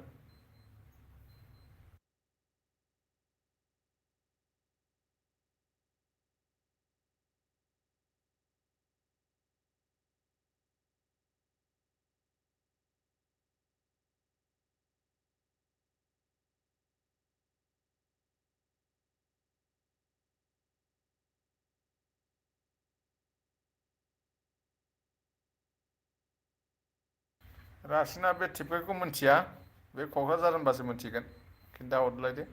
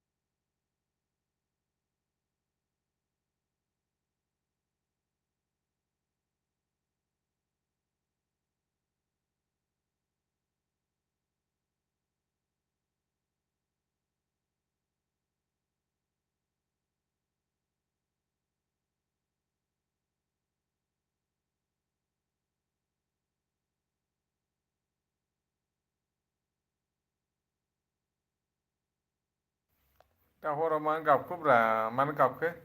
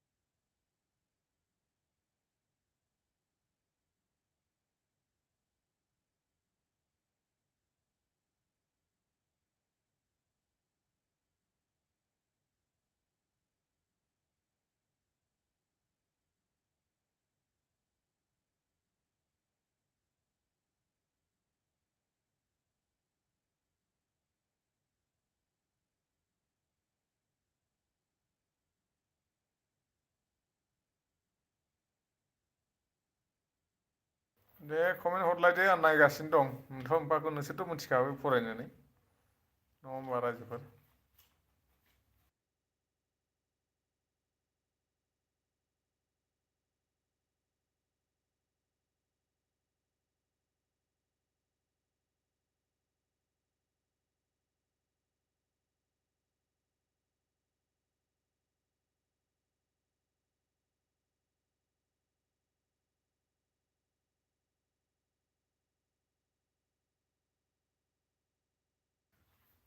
दिपालि ओंखाम संदो थाब-थाबनो। मा ओंखाम सङाखै जाखो? ओंखाम संनानै जादो। मा बिदि सिरि-सिरि जानांगौ?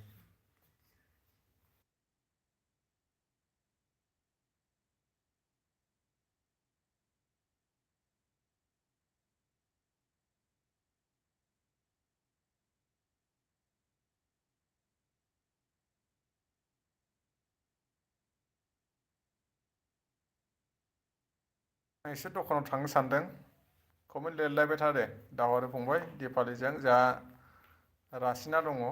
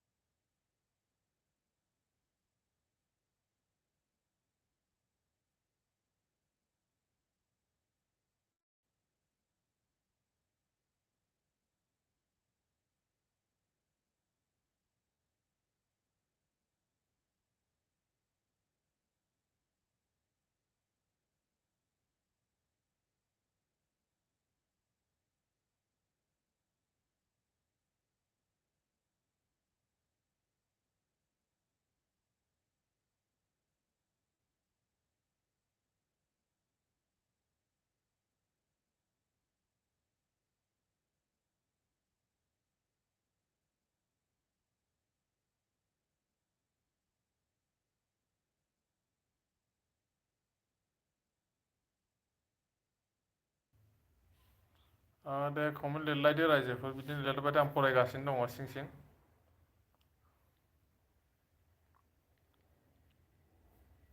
खालामलायदो दे रासिना बिनानाव खालामलायदो दिपालि रासिना अननानै दिपालिजों दंना गैया प्लिज खालामलायदो दे रासिना अननानै दिपालियाबो लोगो खालामलायदो दिपालिजोंबो जोंहा खालामलाय बिदिनो लोगो खालामलाय जेबो नङा लोगो खालामलाय।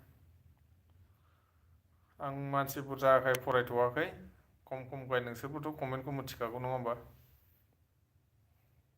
रासिना खालामलायदो दिपालिजोंबो खालामदो नै रुपसिं खालामदो दावहारुजों खालामदो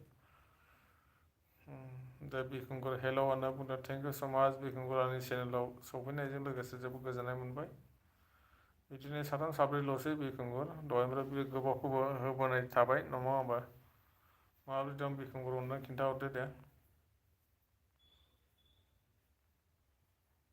आब' दिपालिजों लोगो दंखायो होनदों रासिनाया नंगौ नामा नंगौसो दिपालि माला नागिरदोंमोनखो लोगोखौलाय सोरखौ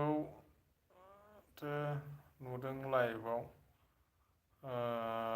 लोंनायनि लाइभ होनाय नोंखौ नुबाय आं नुदों थेंक इउ स' माच लोंनाय एसे नुदोंनो जोंहा दिपालिया मिनिहरदों दे दिपालि लाइभ होदो औ दिपालि लाइभ होयोबा होदो दे दिपालि लाइक देन थेंक इउ स' माच दे फंबाय हरनायनि थाखाय बिखुंगुर मनिसा हेल' आगैनो नोंहाबो लाइक हरदो दानो 22 जाथोंसै नोंखौ दासो मोनदों आं नोंखौ लास्टआवसो फैफ्लादों दहायनो नायखादों मानसिया मनिसा लाइक हरदो नोङो 22 खालामहरदो दा नोंखौ मोजां रायहरगोन आं र' रासिना बुंदों रासिना आगैनो बुंदों जोंहा दिपालिया ओइ बाजै मनिसानो बुंदों जंखायहरदों रुपसिंआ बुंदों जोंहा नै आंबो गार्लफ्रेन्ड नांगौमोनलै गाइसमोन रुपसिं जायजा गैया जालायदो उन्दुबायनो नामा दाना उन्दुवाखैलै एसे लोंदोंमोन नालाय दिपालिया मिथिगौ एसे रायहरदों कमेन्टआव आंहा दुखुहाय रायज्लायनो मोननाय नंला आगै रुपसिंनो बुंदों रायज्लायनो मोनानो दुखु दं लाइकखौ मानो हरदा मनिसा जोंहा सिस्टार खनबेसे रायज्लायगासिनो दं जा बिखुंगुरा हरबाय नों मानो हराखै दाबो मनिसा र' लाइक होबायनो बुङाखै दाबो एकसआवनो दं दाबो हेल' दिपालि सना बिदिसो हरदों लाइक हरग्रो रुपसिंआ बुंहरदों दे हो दिपालि आं दं थ' दिपालिनो बुंदों रुपसिंआ बेंगासिनो दं दिपालिखौ दिपालि मा खालामदों होनना बुंदों खिन्थाहरदो मा ओंख्रि जाखो बाजै मनिसा होनना बुंदों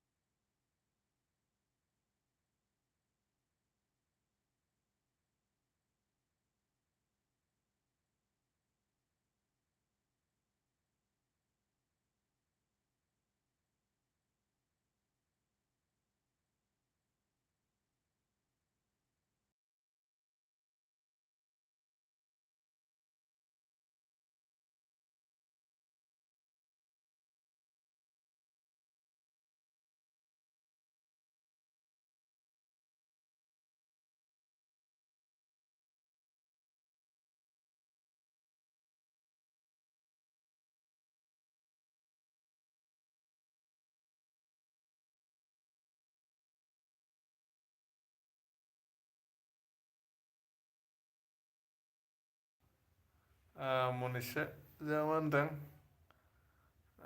होलायदो दे बयबो बिखुंगुर नोंलाय फैबाय नामा रुमाव होनदों जोंहा दिपालिया मिथिखाथारो खिन्थाहरदो रुपसिं दे दिपालि इगनर खालाम दिपालि लाइभआव दुखुआ फैखायो नंखागौ फैबाय दिपालि बुंदों थेंक इउ होबायनो दासो होदों नोङो र' नों लाइभआव मालाबा फैबावदो दासो होबायनो 22 जादों नै दिपालि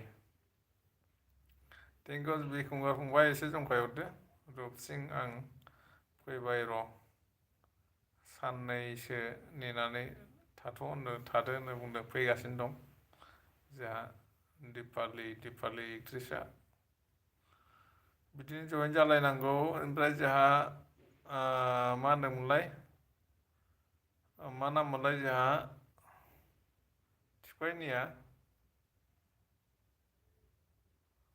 मा नाम मोनलाय रासिनायाबो कमेन्ट हरदों अननानै प्लिज आं होबायथ' 22 जादों दासो बार बुंबाय थानोसो होयो नोङो थेंक इउ होनायनि थाखाय नों जा कबिता माबा दिपालाय मिनिहरदों। दिपालिनि एकाउन्टआनो आंनि एकाउन्ट नालाय मनिसा। दिपालिनि एकाउन्टआ आंनि एकाउन्ट नालाय एखे नालाय बेनि थाखायनो एखे नालाय बेबो लाइक होजानो लुबैयो दिपालियाबो मिनिहरदोंनो। थेंक इउ स' माच मनिसा होनना लोंना लादों बियो दिनै जारलासोनो बुंदों। थायो मानो नों गोमजोर गोमजोर एखुथा थायो मानो नों नङाबोला बे जोनोमाव आं थांनानै थानाय नङा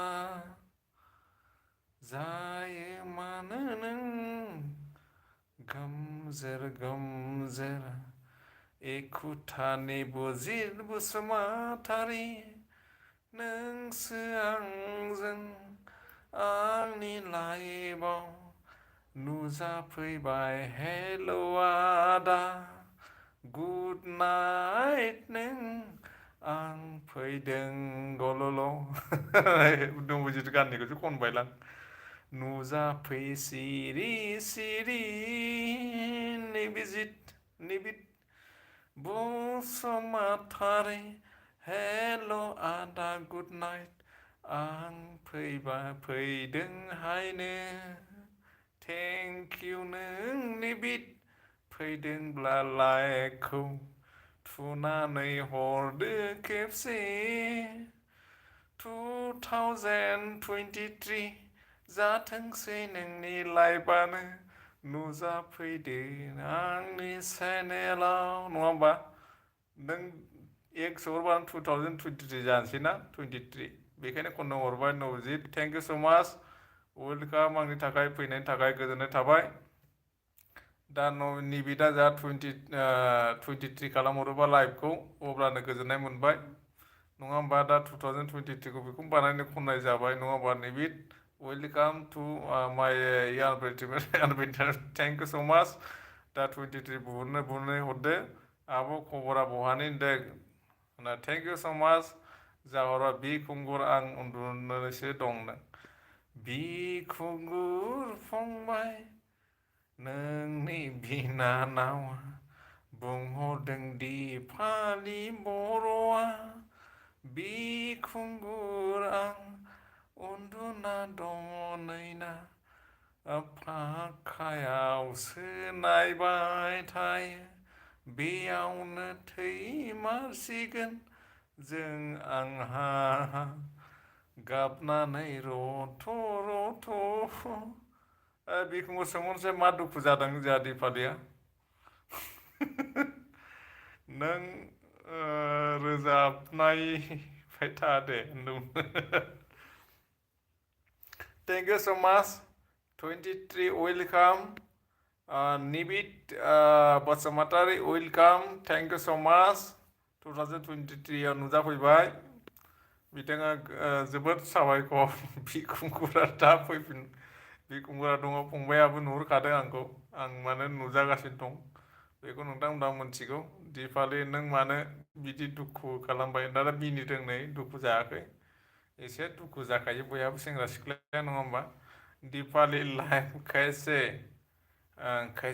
एक की लाइफ नहीं होता है थैंक यू सो मच रूप सिंह जी ने बोला गया है बढ़िया से कन्वेंट किया है हमारा रूप सिंह जी ने थैंक यू सो मच और निबित नंगो नामा ब्रो ने थैंक यू सो मच निबित भी हमारा वेलकम है हमारा channel Pay RP entertainment YouTube Pay thank you so much स्वागत है सिनायजोब्बायलै आं नोंसोरलाय गासिबो आदानो थैंक यू सो मच निबित ने पहचान लिया है यूट्यूबर करके थैंक यू सो मच दा कंठाना हायालैनो thank you so much Deepali ने हमारा उसका हरकत दिक्कत है बीकुंगुर जी आप समझाइए उसको थोड़ा ज़रा है ना बीकुंगुर रूप सिंह दीपालिया माँ जादोंलै न बुंदों अपना आपस में बातचीत कर लेना है जो निबित हमारा बसुमतारी जी नया 20 में आ गया है रूप सिंह जी, आप समझाइए प्लीज जरा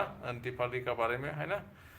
दा दीपाली बर'आन दा रूप सिंह बेखौ आंबो मोनथिगौ, थेवबो मा होनदों हाथाना थानो हायाखै आं नुदों। ठीक है, किसको पता नहीं है रूप सिंह जी, और भिकुंगर जी पता नहीं क्या प्रॉब्लम है, उसके बारे में पूछताछ कीजिए प्लीज़। आशा करता हूँ सबको जानकारी होना चाहिए, है ना।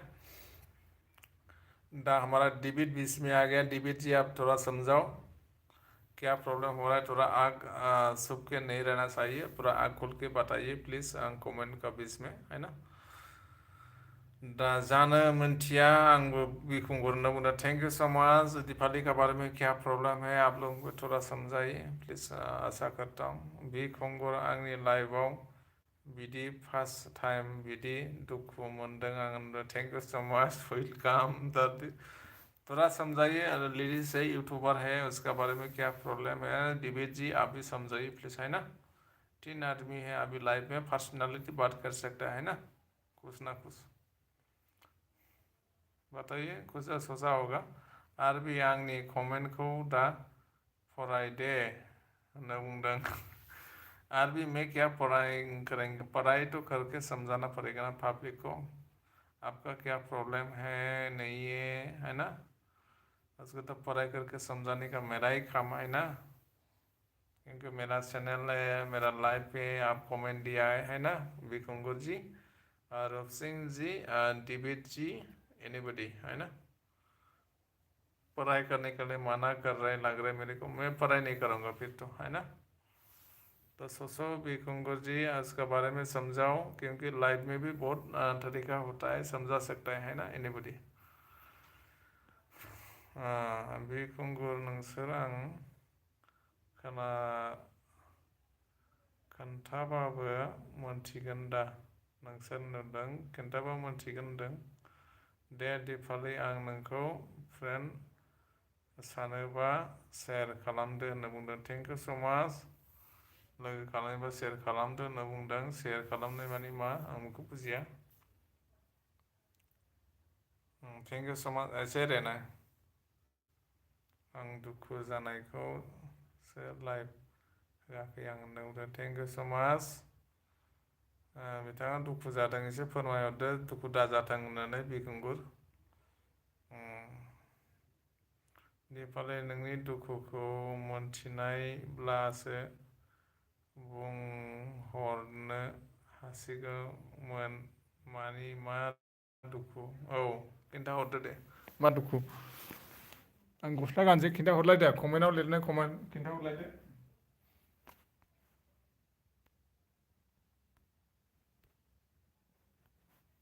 कमेन्टआव लिरनाय खिन्थाहर।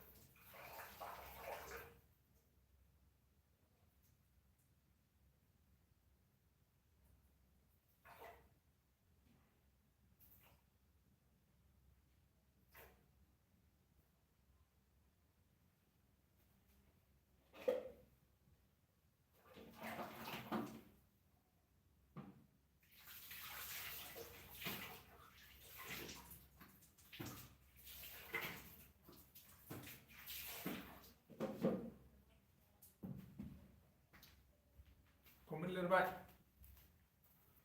दे, कमेन्ट लिरलायदो दे। बिकुंगुर गावनो मोनथिला आं मा जादों होनना बुंदों। दे खोन्थादो दिपाली होनना बुंदों जोंहा। कमेन्ट लिरदो दे। मानोना आंहाबो जोबोद दुखु दं। नै रुपसिंहाबो दुखु दंनो, रुपसिंखौबो सोंहरदो। दिपाली अब्लाबो इन्जय खालामो आं। थेंक इउ सो माच। दा दिपालि बयबो दुखु गोनांजोब जा बिगुराबो दुखु दं मा थाखाय जादों आंबोथ' मिथिनो लुबैदों।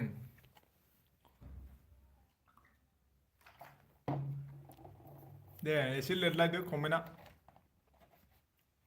जब जब रावबो गैला दा 4 जनल'सै 4ल'सै नोंसोर मिथिखागौ।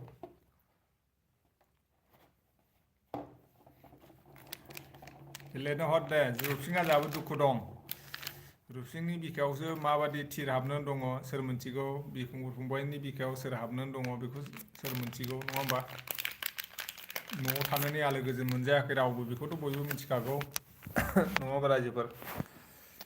दा बेखायनो बयनिबो बिखायाव थिर हाबनानै दङ जोंहा दिपालिनावबो। दा बिदि दुखुल'बा आं लाइभआ बोरै जानांगौ जाखो नङा होमबा बिखुंगुर। सार आंबो दुखु दं मिथिखागौ आङो रुपसिं फंबाय दं दे अब्लाबो मालाय सार आं इन्जय औ रुपसिं नोंसोरना आलादा आंना आलादानो। मा जानांगौ रुपसिं नोंसिना आलादा दिपालिनि साननाया आलादानो। खिन्थाहरदो दे मा सानदों एसे सोंहरदो बिखुंगुराबो।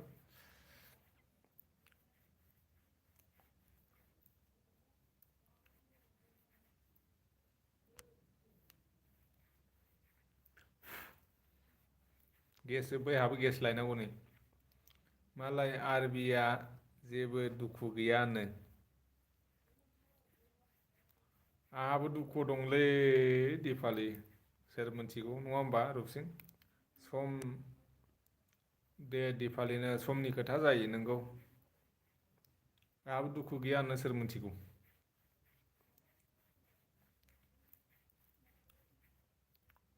रुपसिं नोंलाय बहानि मोनलाय नै सोंबाय दाना खुसि जाफिनबाय। खिन्थाहरदो रुपसिं आंनि दुखुखौ एसे हमनो हाबाय होनना बुंदों जोंहा रुपसिंहा बिराद दुखु दं। मानसि जिबनाव बयहाबो दुखु थायो। आदा डिउटि गैया नामा? आहा दिनै गैया गाबोनबो गैया। गाबोन फैगोनलै आं लाइभआव गाबोन फैदो बयबो। गाबोन फैगोन दिनैथ' ओरैनो सायलागाम माने होलाबायनायसो आरोखि ना। आं एसे आंनि दुखु बोरै मोनथिनो नोंलाय होनना बुंदों। मिथिया सोर मिथिनो। आं डिमापुर नागालेण्डनिसो एसे बुजायना हरदो रुपसिं फंबाय दे। नोंखौथ' आङो आंनि फंबाय असे साननानै लायो। ओमफ्राय बिखुंगुराबो एकदम लोगोखा। दा गासिबो एसे बुजायनो हरलायदो बुजायलायनांगौ इउटुबारा गासिबो गावसोर बुजायलायनांगौ बुजायनायनि सायावसो थांनो थायो। वेलकाम टु मा होनदों ABS कमेडि। हेल' आदा मोजां ना खबरा होनना बुंदों। थेंक इउ स' माच फैनायनि थाखाय। लाइकआ मोनसेयावथ' 24 जाथोंसै। जोंहा AB फंबाय मारै लाइकआ मोनसे हरदो दे। सिरि हरबानो जाबाय नुहुरबाय होनबानो। ओइ दिपालि बारा दुखु खालामनाङालै गोसोखौ हमथानो नाजादो। औ थेंक इउ स' माच जाय ABSआ लाइक खालामनो हरदो मोनसे अननानै लोगो हिसाबै। नङानि जोंहा बयखौबो फोरमायलायनांगौ लाइभआ मोनसेल' खामानियाव सोलिया सानस्राबनि थाखायल' खमाया। मानसि गाज्रिखौ मोजां खालामनो हायो आरोखि लाइभआव कमेन्ट हरलायबा खोनाबाय। थेंक इउ स' माच लाइक हरनायनि थाखाय जोंहा ABS दा कमेन्ट हराखैब्लाबो आं थेंक इउ स' माच नुजाफैबाय। दा बिदिनो आरो नोंहा ओंखाम संनाया जायो नामा होनना बुंदों। ओंखाम संना जायो नामा होननो सोरखौ सोंहरखो? बिखुंगुरखौ सोंहरखो नामा ना रुपसिंखौ? बेखायनो सेयार खालाम गोसोआ रेजें जागोन। औ रेजें जागोन औ सेयार खालामनांगौ। रुपसिं नोंगौ नामा होनना बुंदों बिदिनो सान्थि थानांगौ दाना गाबनायखौ मिनिदो जोंहा दिपालिनो बुंदों सिगां बिखुंगुर आं मोनाबो थिगैनो गोसो जाबाय दिनैनो मा होनदों मानोना थैनोल' गोसो जायोनो जोंहा दिपालिया एसे बादा हरदो। आंनि कमेन्टआ फरायहोदों आं होनदों औ थेंक इउ स' माच।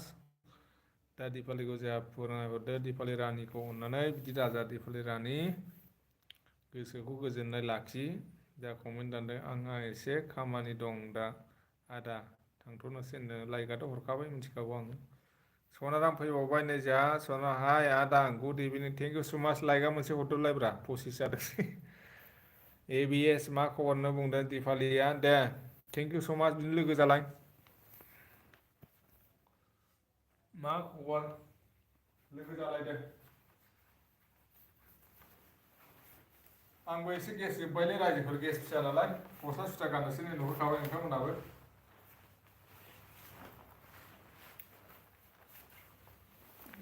गेस लायनोसै आंबो जाबाय दा आदा औ थेंक इउ सो माच जाबाय दे गोजोननाय थाबाय आं लाइभखौ गाबोन फुङावसो मोजां फैफिनसिगोन एसे खोनाबाय रायजोफोर फैलायदो गाबोन फुङाव फैब्लाबो 9टा 10टायाव फैफिनगोन आङो एसे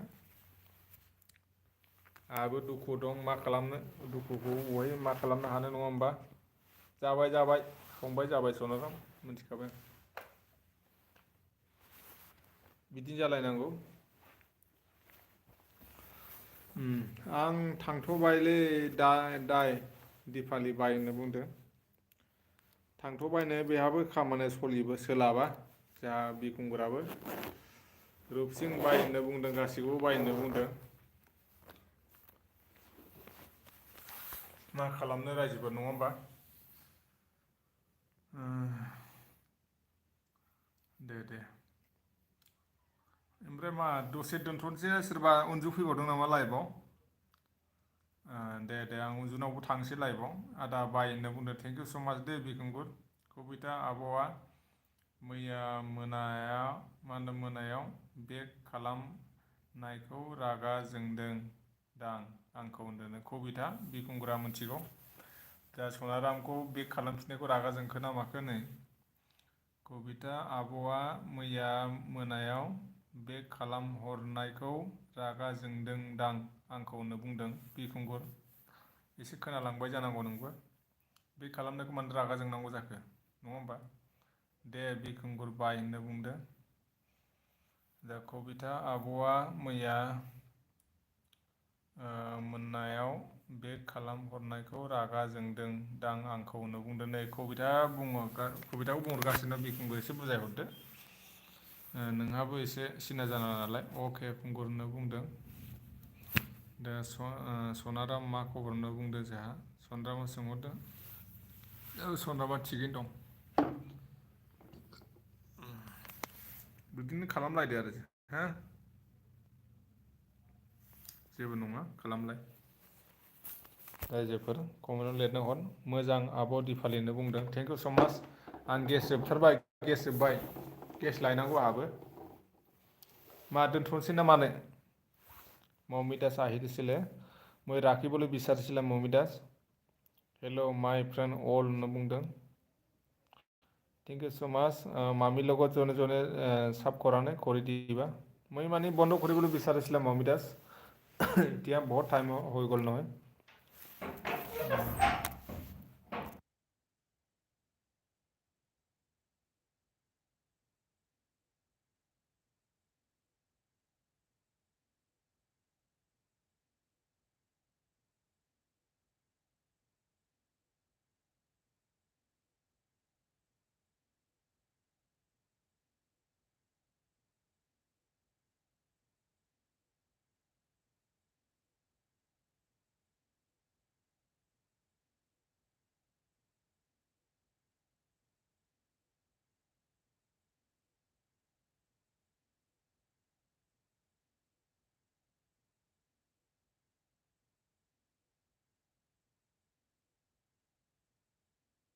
दे आं मै राखि आस' दे मौमिदास दिपालि आं थांथ'नोसै गेस लायनोसै लोगोफोर दे आं दा नांगौआव कमेन्ट हरलायनोसै बयनावबो खोनाबाय दे अलरेडि बाइस दे रुपसिं फंबायमोन नो प्रब्लेम अके मै राखि आस' दे बाय माने गेस खतम হৈছে মই গেছ আনিম দে বাই দে পিছত কল কৰিম অকে বাই